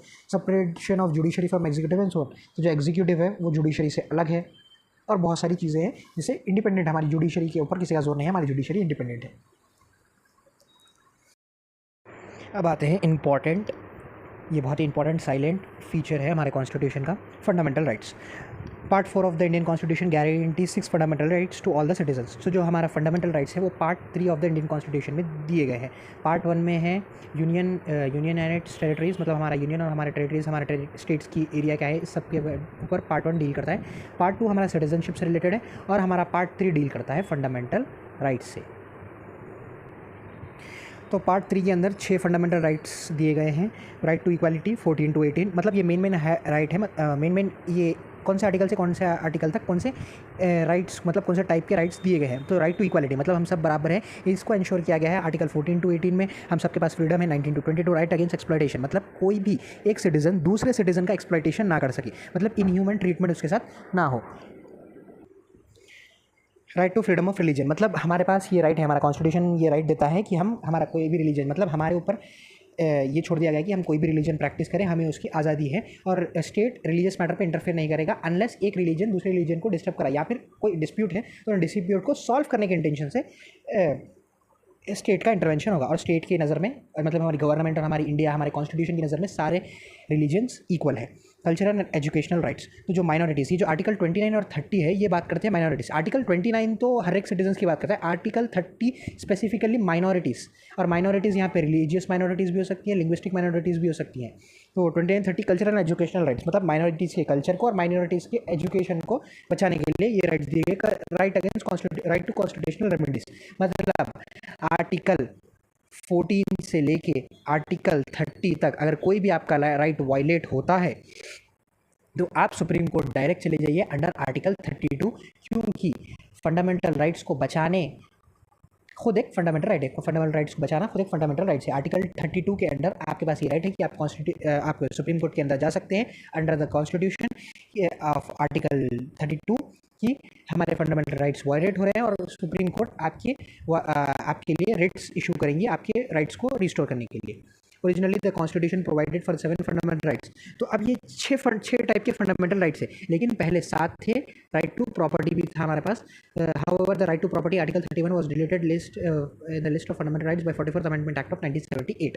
तो 44th अमेंडमेंट एक्ट आया ऑफ 1978, जिसने 42nd अमेंडमेंट एक्ट के बहुत सारे प्रोविजंस को उल्टा कर दिया और आर्टिकल 31 को डिलीट कर दिया। और राइट टू प्रॉपर्टी अब एक लीगल राइट है, कॉन्स्टिट्यूशनल राइट, एक फंडामेंटल राइट नहीं है, वो एक कॉन्स्टिट्यूशनल राइट है और एक लीगल राइट है अंडर आर्टिकल 300A। मतलब वो एक फंडामेंटल राइट है, आप डायरेक्टली, अब इस केस में आप डायरेक्टली सुप्रीम कोर्ट में नहीं जा सकते। एक लीगल राइट है, आप डिस्ट्रिक्ट कोर्ट, सेशन कोर्ट्स में केस फाइल कर सकते हैं, डायरेक्ट सुप्रीम कोर्ट में नहीं जा सकते।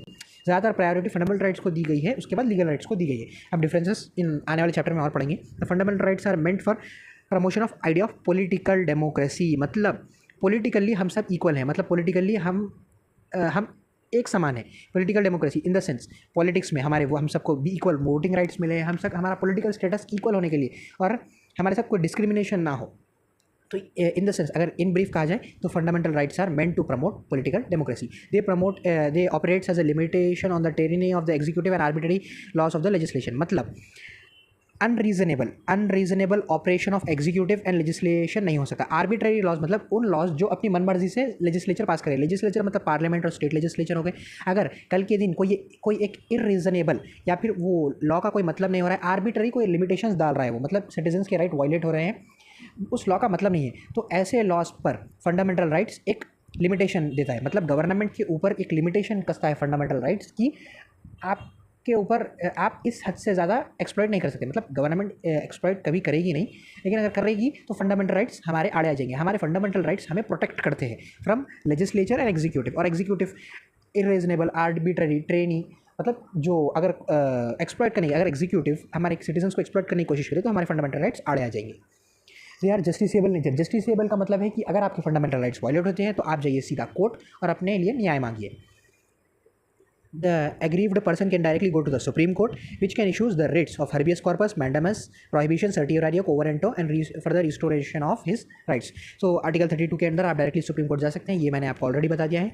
और सुप्रीम कोर्ट रिट्स इशू करेगा जैसे कि हेर्बियस कॉर्पस। तो हेर्बियस कॉर्पस के अंदर अगर प्राइवेट या फिर कोई एक इंडिविजुअल अगर आपको डिटेन करता है मगर और अरेस्ट करता है, तो कोर्ट ऑर्डर करेगा कि उसे कोर्ट के सामने लाइए, जज के सामने लाइए, और जज उसकी बात, उसकी गवाही सुन के अपना डिसीजन देगा, जो अपनी सेंटेंस है वो पास करेगा। मैंडामस की रिट तब इशू की जाती है जब कोई एक पब्लिक ऑफिशियल, मतलब जो कोई गवर्नमेंट जॉब में हो गया, अगर वो अपना काम बराबर नहीं कर रहा है, एग्जांपल पुलिस, अगर कोई पुलिस ऑफिसर अपनी ड्यूटी बराबर नहीं कर रहा है तो उसके ऊपर ये रिट जाएगी कि आप आपका काम, आपकी जो ड्यूटी है, आपकी जो रिस्पॉन्सिबिलिटी, आपका जो ऑब्लिगेशन है, उसे बराबर करिए। तो प्रोहिबिशन एक हायर कोर्ट से लोअर कोर्ट की तरफ जाता है। मतलब सुप्रीम कोर्ट हाई कोर्ट को दे सकता है, high court district court, session court को दे सकता है। तो प्रोहिबिशन एक सेंटेंस के अगेंस्ट, अगर आप हाई कोर्ट के अंदर आपको कोई सेंटेंस हो गई है, सेंटेंस मतलब कोई जजमेंट दिया गया है, तो उसके अगेंस्ट अगर या फिर जो सेंटेंस, अगर कोई केस है हायर कोर्ट, लोअर कोर्ट के अंदर एक केस चल रहा है, तो हायर कोर्ट जो है वो प्रोहिबिशन की रेट देके उस केस को अपने अंडर ले सकता है। और सर्टियोरारियो भी सिमिलर है, हायर कोर्ट से लोअर कोर्ट को दिया जाता है, लेकिन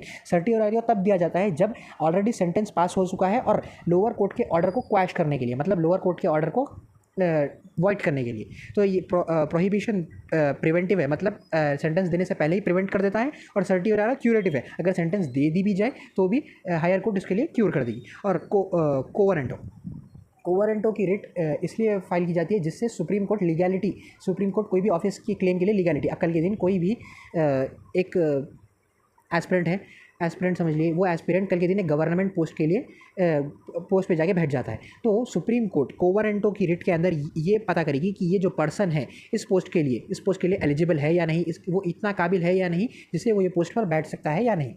तो ये अगर हम आगे वाली क्लास में हम इनको डिटेल में देखेंगे। However the fundamental rights are not absolute, they are subject to reasonable restriction, further they can not be sacrosanct and can be curtailed by the parliament through the constitutional amendment act.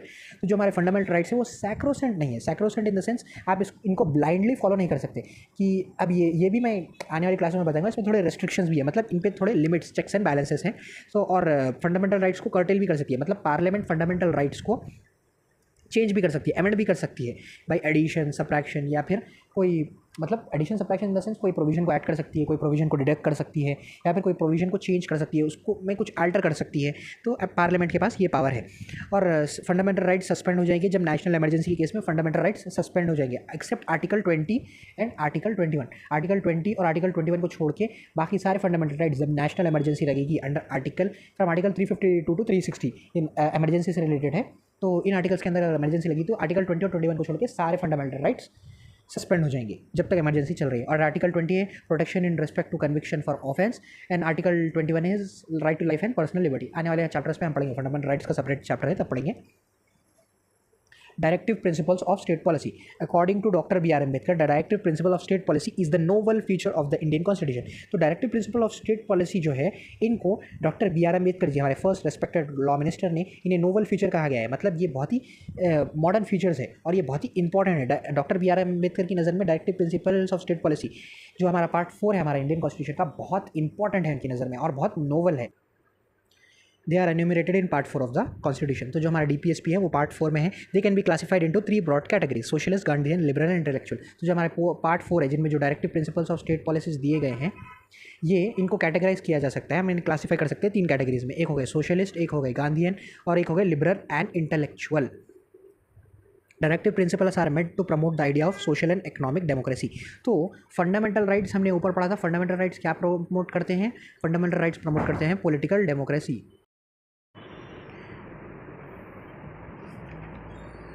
तो हमारे जो fundamental rights थे ऊपर हमने पढ़ा था, हमारे fundamental rights वो प्रमोट करते हैं पॉलिटिकल डेमोक्रेसी को। फंडामेंटल राइट्स प्रमोट करते हैं पॉलिटिकल डेमोक्रेसी को, और DPSP प्रमोट करते हैं सोशल और इकोनॉमिक डेमोक्रेसी। इकोनॉमिक डेमोक्रेसी का मेन मोटिव, मतलब इसका मतलब क्या होता है कि जो हमारी इनकम इनइक्वालिटीज़ है वो कम हो, हमारे अपॉर्चुनिटीज़। और सोशल डेमोक्रेसी का मतलब होता है कि हमारा सबका स्टेटस इक्वल हो, हम सबको बराबर, मतलब मेन एम होता है सोशल डेमोक्रेसी का कि जो हर एक सिटीज़न है उसको minimum needs, bare minimum needs जो जीने के लिए ज़रूरी है वो मिल जाए। तो सोशल डेमोक्रेसी का मतलब होता है कि एक सिटीज़न को बेयर मिनिमम नीड्स, मतलब इतने कपड़े स्पेसिफिक, मतलब बेयर मिनिमम जितने कपड़े जीने के लिए ज़रूरी है, जितना खाना जीने के ज़रूरी है, और एक बेयर मिनिमम मतलब बेयर मिनिमम एंटरटेनमेंट मिल जाए, बेयर मिनिमम हेल्थ फैसिलिटीज़ मिल जाए। तो ये सोशल डेमोक्रेसी, मतलब सोशली हम इक्वल हो, सबको बराबर की अपॉर्चुनिटी मिले, सबको वोटिंग राइट हो, ये तो पॉलिटिकल डेमोक्रेसी हो गया, वोटिंग राइट। सोशली हमारा सोशल स्टेटस इक्वल होना चाहिए। इकोनॉमिक डेमोक्रेसी में हमें minimise try to minimise income inequalities, मतलब ऐसा ना हो कि जो इकोनॉमिक वेल्थ है, जो इकोनॉमिक पावर है वो एक जगह कॉन्सेंट्रेट हो जाए। तो सोशल और इकोनॉमिक डेमोक्रेसी को प्रमोट करता है DPSP। It seeks to establish a welfare state in India. मतलब DPSP ये एस्टैब्लिश करने की कोशिश करते हैं, एक इंडिया को एक ऐसा स्टेट बनाने की कोशिश करते हैं जिसमें सबका वेलफेयर हो, सबका भला हो, सबके अच्छे के लिए ये काम करते हैं DPSP। However unlike the fundamental rights DPSP are not justiciable in nature. मतलब अगर DPSP आपके वायलेट हो गए तो आप कोर्ट में नहीं जा सकते for their enforcement, that is they are not enforceable by the court for the violation. Yes, yet the constitution itself declared that the principles are fundamental in governance of the country and should be the duty of the state to apply them in law making process. तो ये जो हमारे directive principle state policy है, ये जो literally इनका term होता है डायरेक्टिव्स प्रिंसिपल्स, मतलब ये वो डायरेक्टिव्स हैं जो स्टेट को अपनी पॉलिसी मेकिंग में अडॉप्ट करना है। मतलब ये कुछ डायरेक्टिव, मतलब ऑर्डर्स दिए गए हैं, कुछ मतलब एक वे बताया गया है, कुछ प्रिंसिपल्स है कॉन्स्टिट्यूशन के, उनके अकॉर्डिंग जब पार्लियामेंट लॉ बनाएगी तो DPSP को दिमाग में रखते हुए बनाएगी। और कॉन्स्टिट्यूशन इटसेल्फ ये कहता है कि भले ही ये नॉन जस्टिसेबल है लेकिन ये फंडामेंटल है, और गवर्नेंस मतलब कंट्री को गवर्न करने में ये फंडामेंटल है, और ये स्टेट की ड्यूटी होगी कि ये लॉज बनाते वक्त, पॉलिसीज बनाते वक्त DPSP को दिमाग में रखते हुए बनाए। Hence they are imposed a moral obligation on the state authorities for their application. तो ये एक मॉरल ऑब्लिगेशन है, मतलब मॉरल रिस्पॉन्सिबिलिटी है हमारी स्टेट के ऊपर कि जब स्टेट लॉज बनाए तो इनको दिमाग में रखते हुए बनाए और DPSP के एनफोर्समेंट के लिए पॉलिसीज और मेहनत करें। But the real force sanction behind them is political, that is public opinion. तो हम सिटीजन्स के ऊपर ये जिम्मेदारी है कि हम गौर करें, जो पॉलिटिकल पार्टी DPSP को प्रमोट नहीं कर रही है, हमारे कंट्री के वेलफेयर के लिए काम नहीं कर रही है, तो हमारे पब्लिक ओपिनियन, यानी कि हम अगर फिर जब चुनाव होंगे हर 5 साल में, तो हम उन पार्टीज़ को वोट ना दें जो हमारे DPSP के लिए काम नहीं कर रही हैं। तो ये लास्ट सेंटेंस का मतलब ये है। In the Minerva Mills case, तो Minerva Mills case versus union of India case 1980 का केस है। The supreme court held that the Indian constitution is founded on the bedrock balance between fundamental rights and DPSP। तो जो DPSP है ये welfare of the community, मतलब एक group of citizens के लिए है ये DPSP। और ये DPSP हमारे स्टेट के ऊपर ऑर्डर्स हैं, मतलब स्टेट के ऊपर डायरेक्टिव्स हैं कि आप ये चीज़ें फॉलो कीजिए और ऐसे लॉज बनाइए। फंडामेंटल राइट्स हम सिटीजन्स के राइट्स हैं, तो इन दोनों के बीच में एक बराबर बैलेंस होना चाहिए और इसी बैलेंस पर हमारा कॉन्स्टिट्यूशन टिका हुआ है। Fundamental duties, the original constitution did not provide for the fundamental duties of the citizen. मैंने ऑलरेडी आपको कह दिया है, जो हमारा कॉन्स्टिट्यूशन बना था 1949 में, 26 नवंबर 1949 में जब हमारा कॉन्स्टिट्यूशन बना था, तो हमारे कॉन्स्टिट्यूशन में फंडामेंटल ड्यूटीज़ नहीं थे। हमारे कॉन्स्टिट्यूशन में फंडामेंटल ड्यूटीज़ नहीं थे, ओरिजिनल कॉन्स्टिट्यूशन में फंडामेंटल ड्यूटीज़ नहीं थे। This were added to the operation of internal emergency 1975 to 1977 by the 42nd amendment act of 1976 on the recommendation of Swaran Singh committee. तो ये कब डाले गए थे? ये इंटरनल इमरजेंसी के दौरान डाले गए थे और हमारी कंट्री में एक ही बार इमरजेंसी लगी है, वो 1975 से 77 तक, Congress during the Congress rule. तो ये 1975 से 77 जब इंटरनल इमरजेंसी चल रही थी, तब ये लॉस मतलब ये फंडामेंटल ड्यूटीज़ है वो हमारे कॉन्स्टिट्यूशन में ऐड किए गए थे bye 42nd amendment act of 1976। और ये रिकमेंड कौन सी कमेटी ने किया था? स्वर्ण सिंह कमेटी ने। 86 constitutional amendment act of 2002 added one more fundamental duty. तो पहले ओरिजिनली 10 फंडामेंटल ड्यूटीज़ थे जो 42nd अमेंडमेंट एक्ट से आए थे, और 86 कॉन्स्टिट्यूशनल अमेंडमेंट एक्ट 2002 का, इसके थ्रू जो आर्टिकल 21A भी जोड़ा गया था हमारे कॉन्स्टिट्यूशन में, राइट टू एजुकेशन, मतलब चिल्ड्रन की एजुकेशन को फंडामेंटल राइट बना दिया गया था। और 11th फंडामेंटल ड्यूटीज़ भी ऐड की गई थी कि जो पेरेंट्स हैं वो ट्राई करेंगे उनके बच्चों को एजुकेशन देने की कोशिश करेंगे, इन द सेंस एजुकेशन देने की कोशिश करेंगे। Part 4A of the constitution, तो फंडामेंटल राइट्स हो गए पार्ट 3 में, DPSP हो गए पार्ट 4 में, और directive principle of state policy part 4 में हो गए, और फंडामेंटल ड्यूटीज़ हो गए हमारे पार्ट 4A में। तो पार्ट 3 में फंडामेंटल राइट्स, पार्ट 4 में directive principles of state policy, part 4A में fundamental duties, which consist of only one article, article 51A। तो आर्टिकल 51A एक ही आर्टिकल, जो पार्ट 4A है हमारे कॉन्स्टिट्यूशन का, उसमें फंडामेंटल ड्यूटीज़ है और उसमें एक ही आर्टिकल है 51A। Specifies that 11 fundamental duties, तो 11 फंडामेंटल ड्यूटीज़ है। To respect the constitution, in short in brief में लिखा हुआ है ये सब। To respect the constitution, national flag, national anthem, protect the sovereignty, unity and integrity of the country, to promote spirit of common brotherhood among the people, to preserve the rich heritage and composite culture and so on. तो हम पर ये duty है कि हमारे constitution को हम respect करें, हमारे नेशनल फ्लैग को रेस्पेक्ट करें, हमारे नेशनल एंथम को रेस्पेक्ट करें, हमारी सोवरेनिटी को प्रोटेक्ट करें, मगर मतलब हमारी कंट्री के ऊपर किसी का इन्फ्लुएंस आने ना दे। सोवरेनिटी मतलब being an independent in the sense कि हमारे ऊपर किसी दूसरी कंट्री का इन्फ्लुएंस ना हो। तो unity and integrity of the country, तो इंडिया को हम एज अ यूनिट देखें, हम सब एक है, हमारी यूनिटी के लिए काम करें, हमारी इंटीग्रिटी के लिए काम करें। हम spirit of common brotherhood, fraternity, मतलब एक दूसरे सिटीजन के बीच में भाईचारा हो। Preserve the rich heritage and culture of the, तो हमारे कल्चर को, हमारे हेरिटेज को हम प्रोटेक्ट करें, वेस्टर्नाइजेशन के चक्कर में हमारे कल्चर को डिग्रेड ना करें। Fundamental duties serve as a reminder to the citizens that while they enjoy their rights they also have quite conscious of the duties they owe to their country. Fundamental duties ये reminder देते हैं हमारे citizen को कि भले ही आपके पास फंडामेंटल राइट्स और लीगल राइट्स है, आप उनका राइट को एंजॉय करते हैं, लेकिन आपके ऊपर थोड़ी ड्यूटीज़ भी है। और ये ड्यूटीज़ किसके प्रति है? आपकी कंट्री के प्रति है, आपकी सोसाइटी के प्रति है, आपके फेलो सिटीजन्स की प्रति है। मतलब आपके लिए रिस्पॉन्सिबिलिटी, आपके पास किसकी रिस्पॉन्सिबिलिटी है? आपके पास आपकी कंट्री की रिस्पॉन्सिबिलिटी है, आपकी सोसाइटी की रिस्पॉन्सिबिलिटी है, आपके फेलो सिटीजन मतलब आपके साथ में जो सिटीजन इंडियन सिटीजन्स हैं उनकी रिस्पॉन्सिबिलिटी है। However like directive principles their duties are also non justiciable. तो fundamental rights are justiciable, DPSP directive principle of state policy are non justiciable, and however like directive principle state policy fundamental duties are also non justiciable. मतलब अगर fundamental duties अगर आप अगर कल के दिन कोई फंडामेंटल ड्यूटी नहीं परफॉर्म कर रहे हो, मतलब आप कोई भी फंडामेंटल ड्यूटी तोड़ रहे हो, तो आपको कोर्ट में नहीं घसीटा जा सकता। हाँ, लेकिन लॉ के प्रोविजंस में आपको पनिशमेंट दी जा सकती है अगर आपने नेशनल फ्लैग, एंथम या फिर कॉन्स्टिट्यूशन को डिसरेस्पेक्ट किया, और ऐसा करना भी नहीं चाहिए। A secular state, the constitution of India stands for the secular state. Secular in the sense हमारा स्टेट जो है हमारा सेक्युलर, और हमारा सेक्युलरिज्म थोड़ा अलग है दूसरे सेक्युलरिज्म से। मतलब दूसरे सेक्युलरिज्म में ऐसा होता है कि स्टेट रिलीजन से कंसर्न ही नहीं करता, लेकिन हमारे सेक्युलरिज्म अलग है। हमारा इंडिया, हमारा कॉन्स्टिट्यूशन सारे रिलीजन्स को इक्वली मानता है, इक्वली रिस्पेक्ट करता है, और सारे रिलीजन एक बराबर है। इंडिया की नज़र में सारे रिलीजन एक बराबर है, और सबको ये राइट है कि वो अपना अपना रेस्पेक्टिव रिलीजन को फॉलो कर सकते हैं, अपने रिलीजियस प्रैक्टिसेस को परफॉर्म कर सकते हैं। Hence it does not uphold any particular reason as a official religion of the state. तो हमारी कंट्री का कोई भी ऑफिशियल रिलीजन नहीं है। For the following provision of the constitution related to the secular character of the state. तो हमारा secular character कैसा है, इसके बारे में कुछ प्रोविजंस दिए गए। तो term secular was the added to the constitution that is to the preamble of the Indian constitution by 42nd amendment act of 1976। तो 42nd अमेंडमेंट आया 1976 का, उसके थ्रू हमारे प्रीएम्बल में 3 वर्ड ऐड किए गए, सोशलिस्ट, सेक्युलर, इंटीग्रिटी। तो ये जो जो सेक्युलर वर्ड है ये ऐड किया गया था 42nd अमेंडमेंट एक्ट ऑफ 1976 में। तो जो ओरिजिनली हमारा प्रीएम्बल था उसमें सेक्युलर वर्ड नहीं था, बाद में ऐड किया गया था। Preamble secures to all the citizens the liberty of thought belief faith and worship. तो प्रियम्बल जो है हम हमारे सारे सिटीजन्स को ये लिबर्टी मतलब freedom in the sense freedom to perform, कि अपने बिलीफ का फ्रीडम है, मतलब आपके पास ये आज़ादी है कि आप कोई भी बिलीव रख सकते हैं, आपके जो भी रिलीजन को आप फॉलो करना चाहते हैं उसका आप बिलीफ रख सकते हो, उस पर आप फेथ मतलब उसके ऊपर आप कॉन्फिडेंस मतलब फेथ मतलब भरोसा रख सकते हो, और उसको आप वर्शिप भी कर सकते हो, आप प्रैक्टिस भी कर सकते हो। The state shall not deny to any person equality before law, equality before law and equal protection of law. तो ये आर्टिकल 14 है, आर्टिकल 14 है equality before law and equal protection of law. The state shall not discriminate against any citizens on the grounds of religion.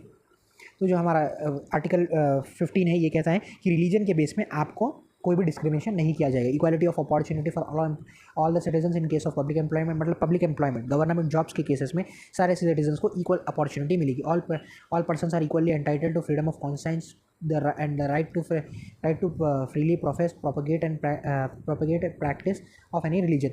अब यहाँ से article 25, article 26, article 27, article 28 and article 29, sorry article 29 नहीं, not article 29। तो जो 25 से 28 है article, ये सब बात करते हैं हमारे रिलीजियस राइट्स है, हमारे रिलीजियस राइट। तो आर्टिकल 25 ये कहता है कि हमारे पास फ्रीडम है conscience, right to freely profess practice and propagate of any religion. तो हमारे पास कॉन्शियंस मतलब हमारे पास बिलीव, हमारे पास हमारे साथ दिल से हमारे रिलीजन को चाहना, हमारे रिलीजन को प्रैक्टिस करना, हमारे रिलीजन को दूसरों तक फैलाना। आपकी जो रिलीजियस टीचिंग्स है वो आप दूसरों तक भी फैला सकते हो। Right to propagate with a peaceful manner, forceful conversions are not allowed और it is not good, it is punishable, forceful conversions are punishable. तो ये आर्टिकल 25 के अंदर है। आर्टिकल 26, एवरी रिलीजन डिनोमिनेशन और any it section shall have the right to manage its religious affairs. तो ये article 25 तो हो गया इंडिविजुअल। आर्टिकल 26 बात करता है डिनोमिनेशन, मतलब एक रिलीजियस इंस्टीट्यूशन या फिर एक ग्रुप ऑफ रिलीजन, मतलब एक कुछ सिटीजन्स हैं उनका एक कॉमन रिलीजन, उन्होंने एक ग्रुप बना दिया तो वो डिनोमिनेशन हो गया। तो ये एक section shall have the right to manage their affairs, मतलब डिनोमिनेशन या फिर एक रिलीजन सेक्शन के पास ये राइट है कि वो अपने रिलीजन अफेयर, अपने रिलीजन से रिलेटेड कोई भी अफेयर्स, कोई भी मैटर पर खुद मैनेज कर सकते हैं। No person shall be compelled to pay any tax for promotion of particular religion. आपके ऊपर ज़बरदस्ती टैक्स नहीं लगा सकता कोई भी रिलीजन कि आप मुस्लिम हैं, एग्जाम्पल आप मुस्लिम हैं, एग्जाम्पल आप हिंदू हैं, एग्जाम्पल आप क्रिश्चियन हैं, आप कोई भी रिलीजन के हो, कोई भी रिलीजन आपके ऊपर कंपल्सरी ये नहीं कर सकता कि आप ये रिलीजन की हैं, आप इतना टैक्स भरिए। तो मतलब आपके ऊपर टैक्स लगाने की आप टैक्स से फ्री हैं, मतलब आपके ऊपर चाहे तो आप टैक्स भरें, चाहे तो आप नहीं टैक्स भरें। लेकिन हम इंडियंस बहुत रिलीजन है, अच्छी बात है, और ऐसी हमें ज़रूरत नहीं है, हम टाइम टू टाइम रिलीजन के प्रमोशन के लिए टैक्स दे देते हैं। Tax in the sense fees conduct की जा सकती है, मतलब जब भी आप टेम्पल्स विजिट करते हो, मॉस्क विजिट करते हो, चर्चेस विजिट करते हो, तो फीस वो कंडक्ट कर सकते हैं क्योंकि आपको फैसिलिटी प्रोवाइड कर रहे हैं, आपको इंफ्रास्ट्रक्चर सब प्रोवाइड कर सकते हैं, तो फीस दी जा सकती है। लेकिन प्रमोशन के लिए tax is not allowed. No religion instruction shall be provide in any educational institute maintain by the state.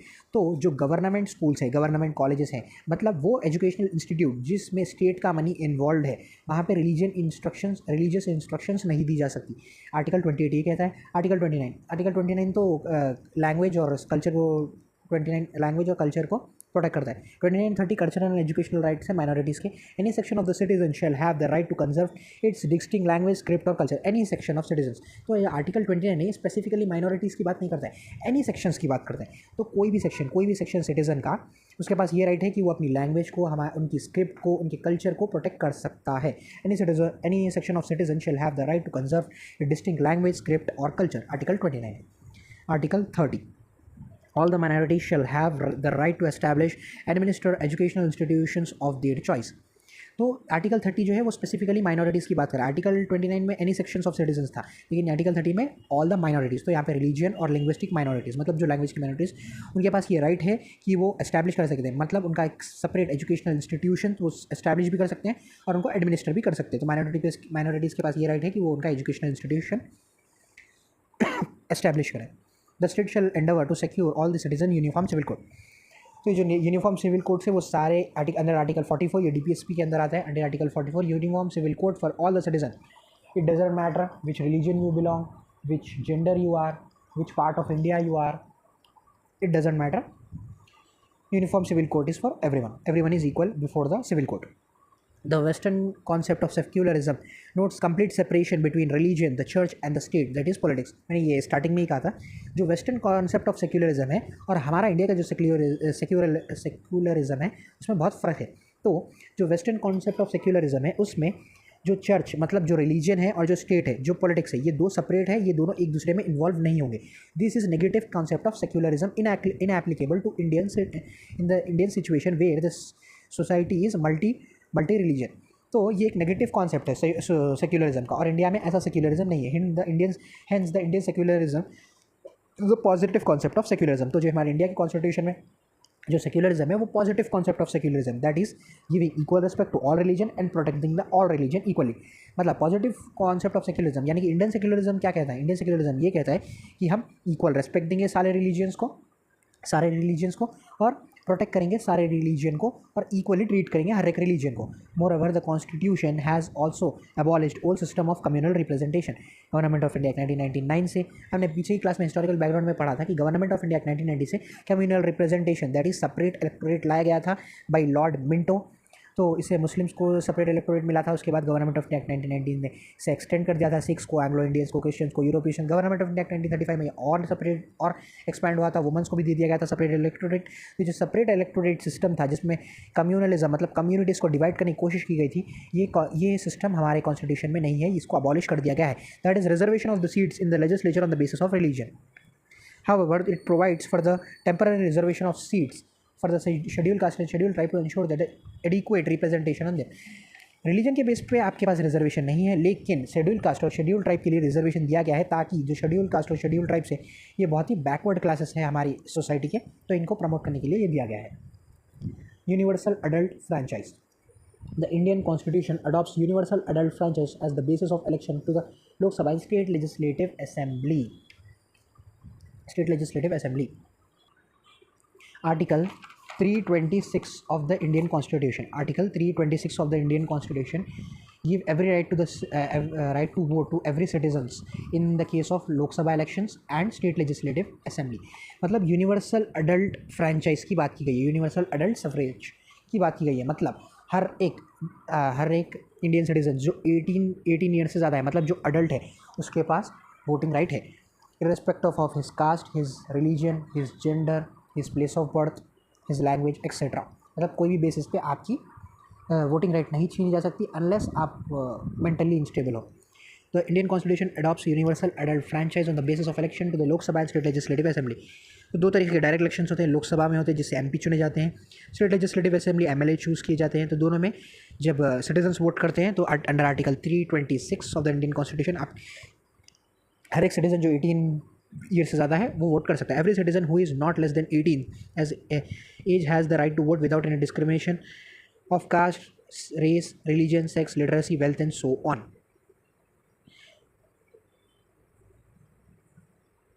The voting age was reduced to 18 years from 21 years in 1989 by the 61st Amendment Act of 1988. 61st Amendment आया 1988 का. तो जब originally हमारा constitution adopt किया गया था तो 21 was the voting as, मतलब अगर आप 21 साल के तभी आप वोट डाल सकते हो. लेकिन जो 61st अमेंडमेंट एक्ट आया था 1988 का, उसके थ्रू ये जो 21 ईयर्स की एज है इसको कर दिया गया 18 साल. मतलब 18 साल के बाद से अब एट प्रेजेंट हम 18 साल के जो सिटीजन्स हैं जिनके पास वो वोटर आई डी कार्ड है वो वोट कर सकते हैं. The voting age was reduced to 18 from 21 years in 1989 by the 61st Amendment Act of 1988. Introduced universal adult franchise by the constitution maker was bold experiment and highly remarkable in the view of vast size of the country, its huge population, high poverty, social inequality and overwhelming literacy. Even the western countries, the right to vote was given extended on gradually. मतलब ये जो universal adult franchise का जो constitution makers का जो decision था ये बहुत ही बोल्ड डिसीजन था, हाईली रिमार्केबल था, क्योंकि हमारी कंट्री का साइज़ बहुत बड़ा है. हम 7th लार्जेस्ट कंट्री है, हमारी पॉपुलेशन बहुत ज़्यादा है, हमारे पास जब नया ज़्यादा तो पावर्टी भी बहुत थी, इनक्वालिटी भी बहुत थी और इलिटरेसी भी बहुत थी.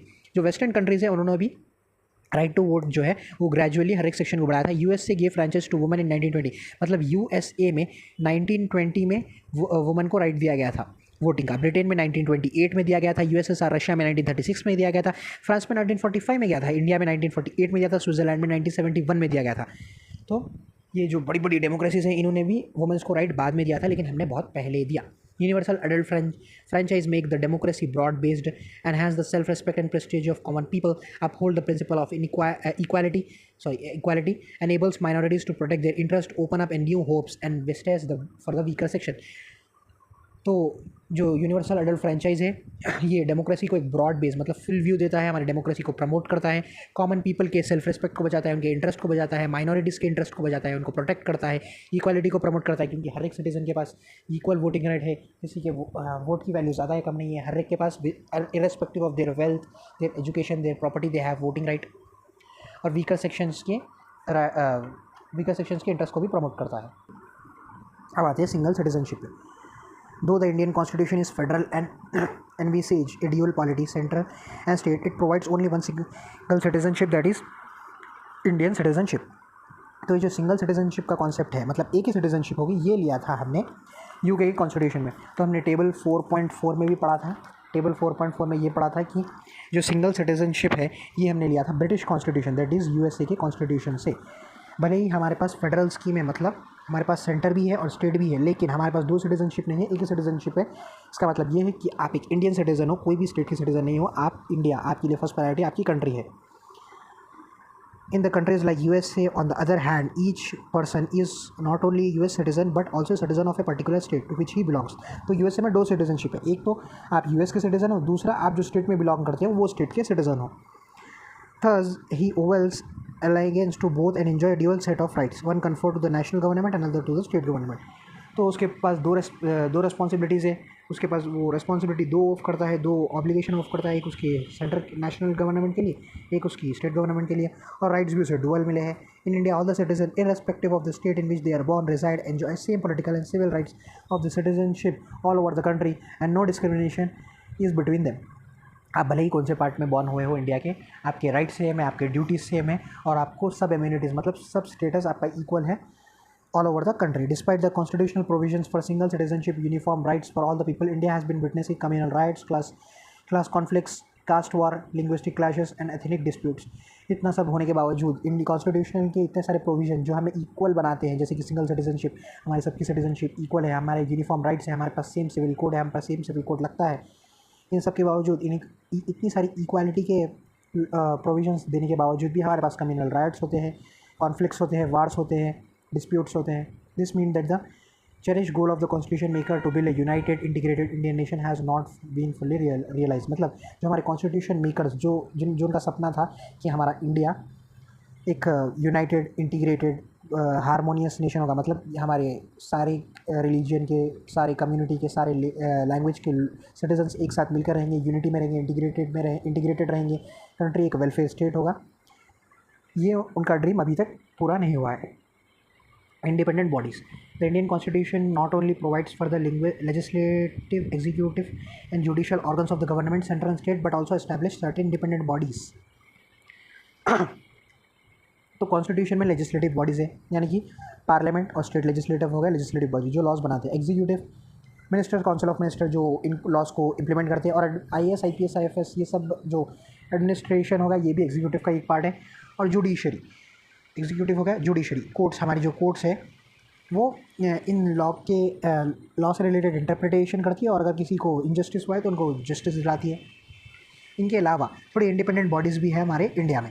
इन the bulk word of the democratic system of the government in India these are. तो ये जो इंडिपेंडेंट बॉडीज़ है ये क्या है, तो हमारे पास 4 इंडिपेंडेंट बॉडी है। एक है election commission. The election commission ensure the free and fair elections to the parliament, state legislature, office of president of India and vice president of India। तो ये इंपॉर्टेंट चीज़ है। इलेक्शन कमीशन एक independent body है, election commission के ऊपर किसका भी influence नहीं है, वो इंडिपेंडेंटली वर्क करती है। इसका काम ये है कि फ्री एंड फेयर इलेक्शन देना, किसके लिए, जो पार्लियामेंट से मतलब लोकसभा और राज्यसभा से रिलेटेड जो इलेक्शन है, स्टेट लेजिस्लेचर मतलब लेजिस्लेटिव असेंबली और लेजिस्लेटिव काउंसिल से रिलेटेड जो इलेक्शंस है, प्रेसिडेंट के जो इलेक्शंस है, वाइस प्रेसिडेंट के जो इलेक्शंस है, ये चारों के इलेक्शंस की रिस्पॉन्सिबिलिटी है इलेक्शन कमीशन की। Comptroller and auditor general of India to audit the accounts of central and state government. तो controller and auditor general of India का ऑफिस है, वो अकाउंट्स को ऑडिट करता है सेंट्रल गवर्नमेंट और स्टेट गवर्नमेंट के। He acts as an guardian of public purse. तो ये जो गवर्नमेंट के पास पैसा है, ये तो पब्लिक का पैसा है, हमारे टैक्स से वो कलेक्ट कर रहे हैं, तो ये पब्लिक पर्स हो गया। तो जो कंट्रोलर एंड ऑडिटर जनरल है वो एक गार्डियन है, वो एक रखवाला है हमारे पब्लिक पर्स का, and comments on the legality and propriety of the government expenditure. तो हमारे गवर्नमेंट के एक्सपेंडिचर्स पर एक व्यू रखता है कि सही तरीके से पब्लिक मनी को यूज़ किया जा रहा है या नहीं किया जा रहा है। Union public service commission, IAS, IPS, all India services, UPSC, जिससे ऑल इंडिया सर्विसेज मतलब सेंट्रल गवर्नमेंट की जॉब्स के लिए रिक्रूटमेंट होता है। At present there are 3 all India services, namely IAS, Indian administrative services, IPS, Indian police services, IFS, Indian foreign services.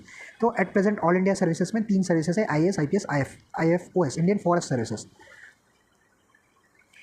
In 1947, तो 1947 में ICS, Indian civil services, was replace by IAS, Indian Police IP was replaced by IPS and recognized by the Constitution as All India Services. In 1963, IFOS was created and it came into existence in 1966. तो all India services के लिए exam recruitment conduct करता है higher central services to advise the president and higher central centre and to advise the president and discipline on the disciplinary matters. तो UPSC advice भी देता है president को कुछ डिसिप्लिनरी मैटर्स पे, कुछ मैटर्स पे। स्टेट पब्लिक सर्विस कमीशन, हर एक स्टेट की खुद की पब्लिक सर्विस कमीशन होती है। In every state to conduct the examination for the recruitment of state services and to advise the governor on the disciplinary matter. UPSC advice देता है president को कुछ डिसिप्लिनरी मैटर्स में। और जो स्टेट की PSC है, वही अब कोई होगा स्टेट X, तो जो स्टेट की ये जो X स्टेट है, कोई स्पेसिफिक स्टेट का मैं नाम नहीं ले रहा हूँ, उसकी जो पब्लिक सर्विस कमीशन है, जो स्टेट की सभी पब्लिक सर्विस कमीशन है, वो एडवाइस देगी उस स्टेट के गवर्नर को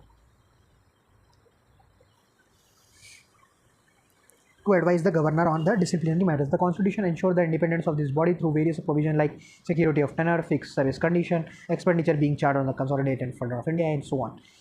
तो जो हमारा कॉन्स्टिट्यूशन है, ये चारों बॉडीज़ बहुत इंपॉर्टेंट बॉडीज़ है, इनकी फंक्शन बहुत इंपॉर्टेंट है। तो ये कॉन्स्टिट्यूशन ये इंश्योर करता है कि ये इंडिपेंडेंट रहे, कोई इनके ऊपर इन्फ्लुएंस ना हो। तो इनकी इंडिपेंडेंस को इंश्योर करने के लिए इनका फिक्स्ड टेन्योर दिया जाता है, इनका फिक्स सर्विस कंडीशन दिए जाते हैं, इनके एक्सपेंसेस जो है कंसोलिडेटेड फंड ऑफ इंडिया से लिए जाते हैं और सो ऑन। बहुत सारे प्रोविजंस बाकी के भी और हैं। इमरजेंसी प्रोविज़न, तो ये जो इमरजेंसी प्रोविज़न है ये हमारे कॉन्स्टिट्यूशन में लिया गया था दो जगहों से। एक तो गवर्नमेंट ऑफ इंडिया एक्ट 1935, यहाँ से इमरजेंसी प्रोविजंस लिया गया था। गवर्नमेंट ऑफ इंडिया एक्ट 1935 से इमरजेंसी प्रोविज़न लिया गया। लेकिन जो वेमार कॉन्स्टिट्यूशन ऑफ जर्मनी है, उसमें से ये लिया गया था कि इमरजेंसी के दौरान फंडामेंटल राइट्स सस्पेंड होंगे। तो suspension of fundamental rights during emergency was taken from Germany constitution and the emergency provision was taken from the government of India act 1935. The Indian Constitution contains elaborate emergency provisions to enable President to meet the extraordinary situation effectively. तो emergency को declare करने की power है president के पास। तो president ये enable कर सकता है कि मतलब emergency को शुरू कर सकता है इन एक्स्ट्रा ऑर्डिनरी सिचुएशन, मतलब जब सिचुएशन हाथ से बाहर निकल जाएगी तब इमरजेंसी लगी। The rationality behind the incorporation of these provisions is to safeguard the sovereignty, unity and integrity and security of the country and the democratic political system and the constitution. अब कल के दिन, गॉड फॉरबिड, अगर कल के दिन हमारी sovereignty, unity, integrity, security या फिर हमारी जो डेमोक्रेसी है, हमारा जो पॉलिटिकल सिस्टम है, हमारा जो कॉन्स्टिट्यूशन है, इन सब पर से किसी पर भी बात आ गई तो उन एक्स्ट्रा ऑर्डिनरी केसेस में इमरजेंसी लग जाएगी, जैसे कि वार, ऐसे केसेस में इमरजेंसी लग जाएगी। The constitution envisages 3 types of emergencies. The constitution envisages 3 types of emergency namely. तो हमारे कॉन्स्टिट्यूशन में 3 तरीके की इमरजेंसी की बात की गई है। National emergency under article 352। तो 3 टाइप की डेमोक्रेसी है। असल देखा जाए तो इमरजेंसी 3 टाइप की इमरजेंसी है। तो असल देखा जाए तो इमरजेंसी रिलेट करती है हमारे आर्टिकल 352 से लेकर 360 तक। तो जो हमारे इंडियन कॉन्स्टिट्यूशन का आर्टिकल 352 से 360 तक हमारे जो आर्टिकल्स हैं वो रिलेट करते हैं इमरजेंसी में। और पार्ट 18 में है, हमारे पार्ट 18 में है इमरजेंसी प्रोविज़न, हमारे कॉन्स्टिट्यूशन के पार्ट 18 में, और वो भी आर्टिकल 352 से 360 तक है हमारी इमरजेंसी प्रोविज़न। तो आर्टिकल 352 के अंदर है national emergency on the grounds of war, external aggression, armed rebellion. जब बात आएगी वार की, जब बात आएगी एक्सटर्नल एग्रेशन की, जब बात आएगी आर्म्ड रेबेलियन की, मतलब कल के दिन अगर कोई कंट्री के साथ हमारा वॉर हो जाए, एक्सटर्नल एग्रेशन मतलब बाहर की कोई भी पावर से हमारा वॉर हो जाए, या फिर आर्म्ड रेबेलियन ये जो आर्म रेबेलियन है, ये वर्ड समय पहले था इंटरनल डिस्टर्बेंस, मतलब हमारे कॉन्स्टिट्यूशन में ये वर्ड आर्म रेबेलियन नहीं था, इसकी जगह था इंटरनल डिस्टर्बेंस। अब 1975 से लेकर 1977 तक इमरजेंसी लग गई थी, नेशनल इमरजेंसी। इसी वक्त हमारी कंट्री में नेशनल इमरजेंसी लगी है, उसके बाद नहीं लगी। 75 से 77 के बीच में इमरजेंसी लग गई थी। 1978 में आया 44th अमेंडमेंट एक्ट। तो क्योंकि इस वक्त जो इमरजेंसी लगी थी, ये इमरजेंसी के क्राइटेरिया को थोड़ा हार्ड करने के लिए, मतलब जो इमरजेंसी लगाने का क्राइटेरिया थोड़ा उसको स्पेसिफाई करने के लिए, जो इंटरनल डिस्टर्बेंस था इसको चेंज करके कर दिया गया वर्ड आर्म्ड रेबेलियन।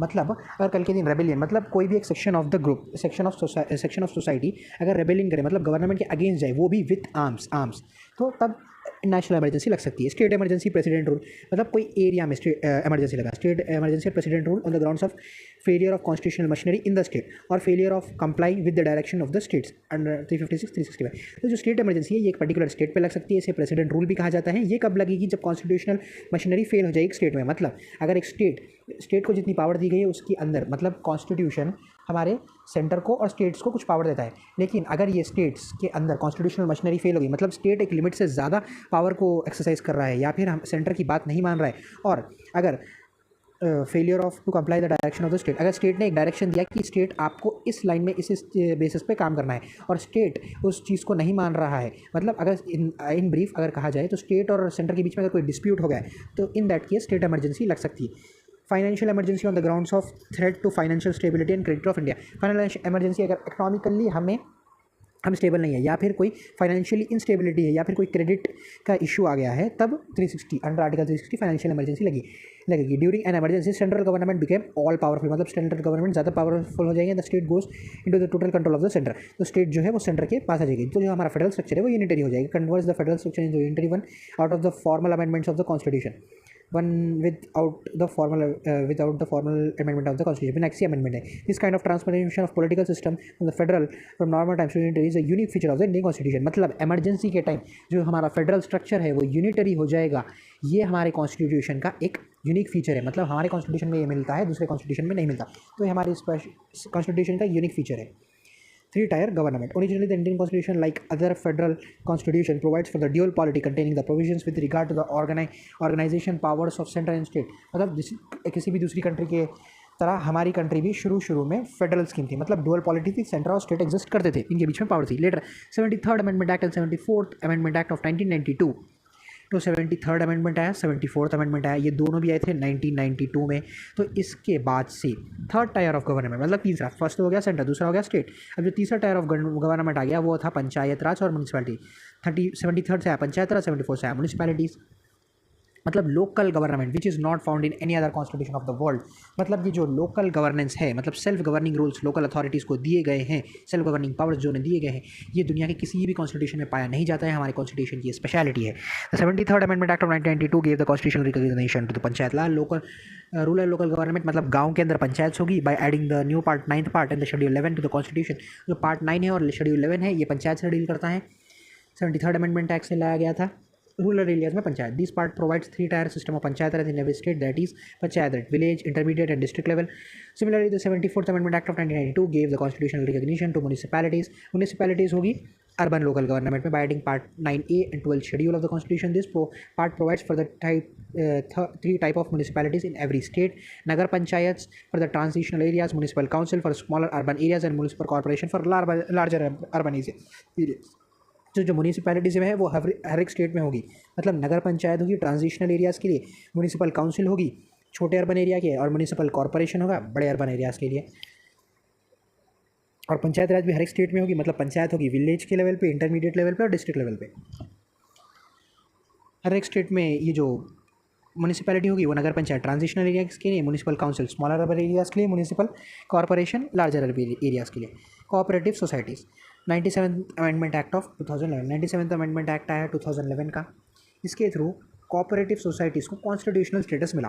तो कॉन्स्टिट्यूशनल स्टेटस मतलब कोऑपरेटिव सोसाइटी के बारे में हमारे कॉन्स्टिट्यूशन में लिख दिया गया कि और इन्हें कॉन्स्टिट्यूशनल स्टेटस मिल गया है तो प्रोटेक्ट करने की जिम्मेदारी होगी गवर्नमेंट की। इन this context it is made the following 3 changes in the constitution. तो 3 चेंजेस किए गए थे। आर्टिकल 19 के अंदर 6 राइट्स है, तो उनमें से एक राइट में it made a right to form cooperative society of fundamental rights. मतलब अब आपके पास अंडर आर्टिकल 19 कोऑपरेटिव सोसाइटी बनाना आपका फंडामेंटल राइट है। अगर कल के दिन आप चाहते हैं कि फंडामेंटल आप कोऑपरेटिव सोसाइटी बनाएं तो आप बना सकते हैं। इट इंक्लूडेड ए न्यू की directive principle of state policy on promotion of cooperative society 43B।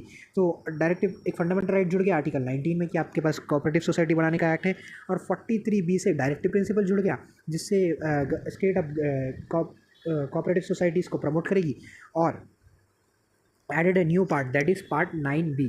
तो एक 9B नहीं 9A म्यूनिसिपैलिटीज़ था, 9 था पार्ट 9 था panchayat, part 9A municipalities, part 9B cooperative societies. तो कोऑपरेटिव सोसाइटी, और ये आर्टिकल डील करता है 243ZH to 243ZT। A new part 9B contains various provisions to ensure that the cooperative society in the country functions in democratic, professional, autonomous and economically sound manner।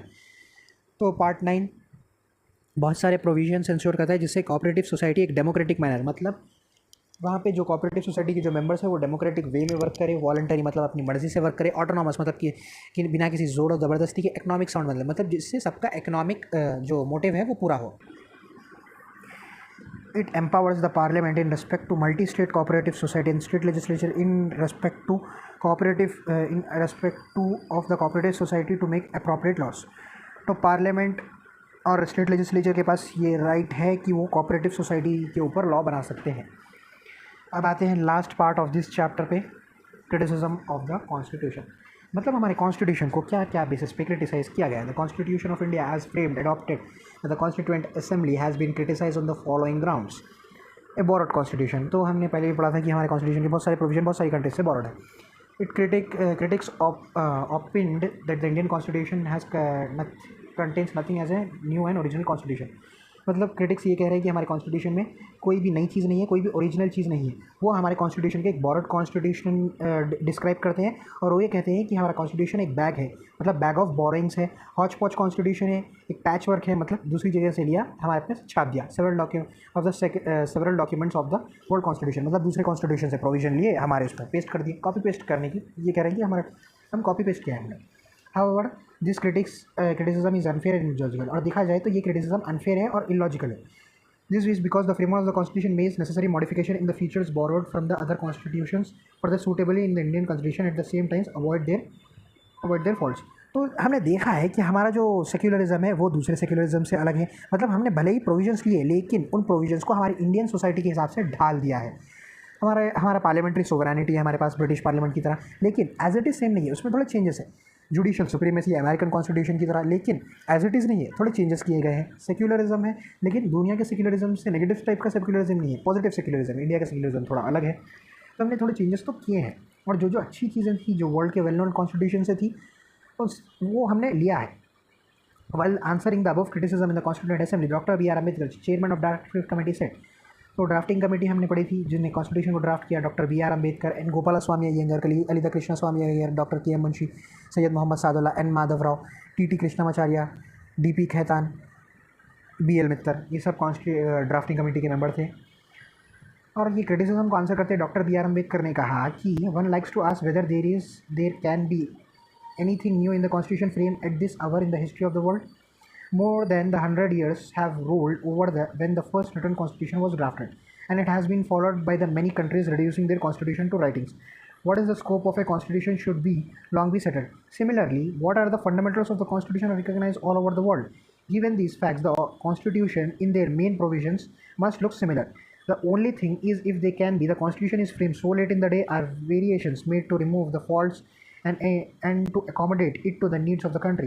The change of the producing a blind copy of the constitution of the other countries is based, I am sure, on an inadequate study of the constitutional assembly debates। तो ये जो doctor B R Ambedkar ji का जो statement है वो constituent assembly debate से लिया गया है। ये एक वॉल्यूम था, मतलब एक डॉक्यूमेंट है जिसमें जो भी कॉन्स्टिट्यूशन असेंबली की जो डिबेट्स थी वो लिखी गई है।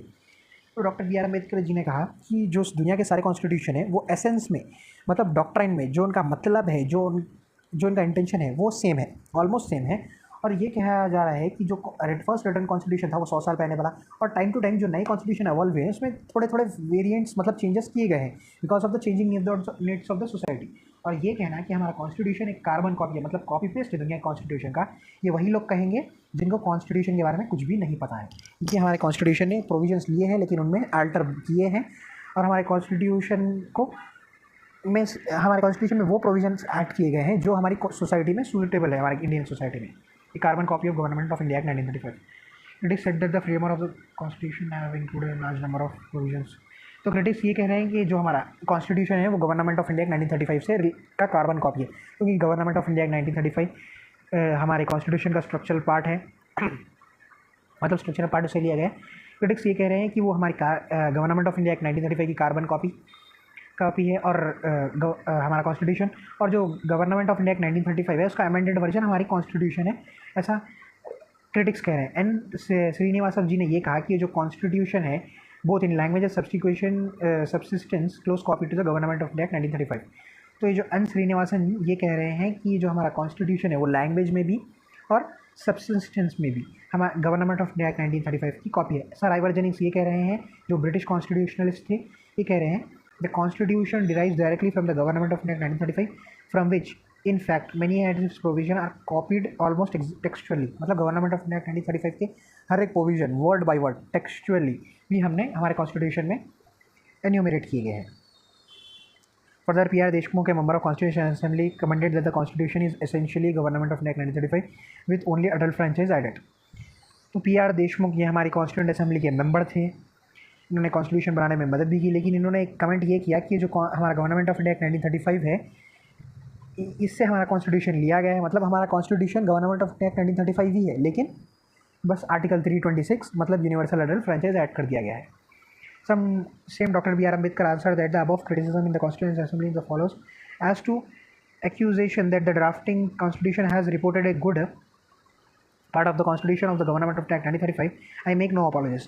मतलब डॉक्टर बी आर अम्बेडकर कोई अपोलोजाइज नहीं कर रहे हैं, क्योंकि उन्होंने एक अच्छी चीज़ें मतलब गवर्नमेंट ऑफ इंडिया 1935 की अच्छी चीज़ें हमारे कॉन्स्टिट्यूशन में इंक्लूड की है। तो इस बात का उन्हें कोई भी अपोलोजाइज नहीं है, मतलब कोई भी माफ़ी नहीं मांगना चाहते हो। There is nothing to be ashamed in boring. तो अगर कोई एक्ट में कोई अच्छी प्रोविजंस है तो उनको लेना कोई बुरी बात नहीं है और कोई शर्म की बात नहीं है। It involves plagiarism, nobody holds and patent and right to the fundamental rights of the constitution. और ये चीज़ है कि जो कॉन्स्टिट्यूशन के जो आइडियाज़ है इनके ऊपर किसी का पेटेंट नहीं है। मतलब कल के दिन अगर आप कोई डिस्कवरी या फिर इन्वेंशन कर देते तो आपको पेटेंट कर लेते, आपके अलावा कोई इस्तेमाल नहीं कर सकता। लेकिन ये जो प्रोविजंस है कॉन्स्टिट्यूशन के आइडियाज़ है इसके ऊपर किसी का पेटेंट नहीं है।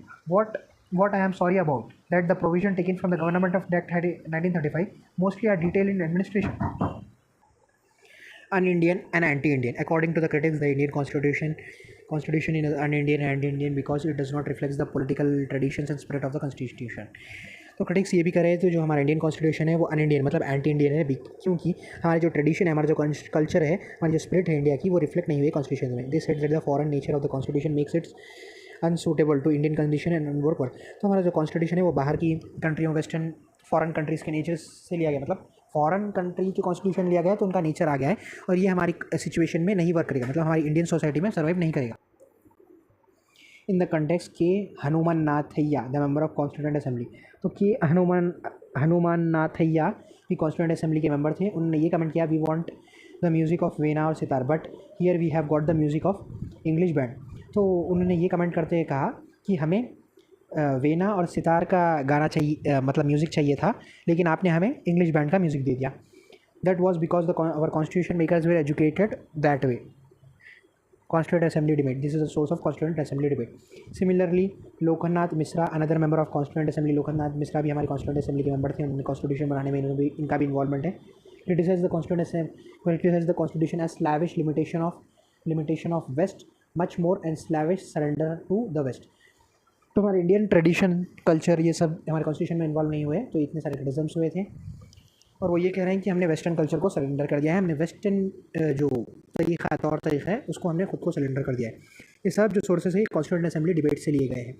Further Lakshmi Narayan Setu, also a member of constituent assembly, observed the ideals on which this constitution is formed have no manifest relation to the fundamental spirits of the constitution. This constitution would not be suitable and would break down soon after being brought in the operation. तो सब ने कहा है क्योंकि हमारा constitution में India का culture, हमारा ट्रेडिशन रिफ्लेक्ट नहीं हो रहा है, तो कॉन्स्टिट्यूशन हमारे इंडिया की सिचुएशन में सर्वाइव नहीं किया जाएगा। लेकिन ये सब गलत प्रूफ कर दिया डॉक्टर बी आर अम्बेडकर ने टिल डेट इन 20। तो 1949 में हमारा कॉन्स्टिट्यूशन बना था, 26 नवंबर 1949, और 2024 आज आ गया है, लेकिन अब तक हमारा कॉन्स्टिट्यूशन सर्वाइव कर रहा है। इन सब के क्रिटिसिज्म्स को डॉक्टर बी आर अम्बेडकर ने रॉन्ग प्रूफ कर दिया है। And Un-Gandhian constitution. According to the critics, the Indian constitution is un-Gandhian because it does not comply the place of philosophy and ideas of Mahatma Gandhi, the father of Indian nation. तो ये कह रहे हैं कि जो गांधी जी की philosophy थी, जो उनके आइडियाज़ थे, इनको कॉन्स्टिट्यूशन में इंक्लूड नहीं किया है। ये बात बिल्कुल गलत है। जो डीपीएसपी है उनमें गांधीयन डीपीएसपी भी है। गांधी जी की आइडियोलॉजी और फिलोसफी को इंक्लूड किया गया है हमारे कॉन्स्टिट्यूशन में। ये क्रिटिसिज्म टोटली गलत है। They opine that the constitution should be raised and build up upon the village panchayat and district panchayat. ये हमारे डीपीएसपी में इंक्लूड किया गया है under article 40 promotion of panchayats. In this context some same members of the constituent assembly K Hanumanthaiya said that exactly the kind of constitution Mahatma Gandhi did not want did not envisage. T. Prakasam, another member of Constituent Assembly, attributed this lapse of Ambedkar non-participation in Gandhian movement and antagonism towards the Gandhian ideas. तो ये सभी critics ये कह रहे हैं कि गांधी जी के ideas को कॉन्स्टिट्यूशन में इन्वॉल्व नहीं किया गया और क्योंकि गांधी जी और डॉक्टर बी आर अम्बेडकर के आइडियाज़ थोड़े मैच नहीं करते थे, उनकी आइडियोलॉजी में थोड़े क्लैशेस थे, इसलिए डॉक्टर बी आर अम्बेडकर ने ऐसा कॉन्स्टिट्यूशन बनाया था। ये डॉक्टर बी आर अम्बेडकर के ऊपर इल्ज़ाम लगा था और ये कहा गया है कि कॉन्स्टिट्यूशन में गांधी जी के आइडियाज़ नहीं है, लेकिन ये गलत है। डीपीएस में गांधी जी के आइडियाज़ इंक्लूड किए गए हैं कॉन्स्टिट्यूशन में और गांधी जी के आइडियाज़ भी हैं। एलिफेंटाइल साइज, तो हमारे कॉन्स्टिट्यूशन का साइज़ बहुत बड़ा है।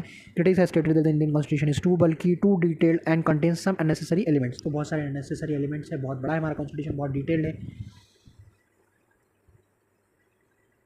तो एक आइवर जेनिंग्स है ब्रिटिश कॉन्स्टिट्यूशनलिस्ट, उन्होंने ये कहा कि प्रोविजंस बोरो किए गए हैं well selected generally speaking was too long and complicated. जो भी प्रोविजंस बोरो किए गए हैं ये बहुत लॉन्ग थे, बहुत कॉम्प्लिकेटेड थे और बहुत ही बल्कि थे। This context, H.V. Kamanathan, a member of Constituent Assembly, H.V. Kamath, a member of Constituent Assembly, commented that the emblem creased that we have selected our Constituent Assembly is an elephant.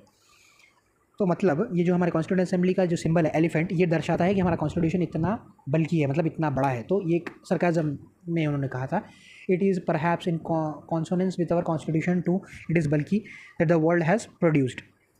It also said that I am sure the House does not agree that we should make the Constitution as an infantile one.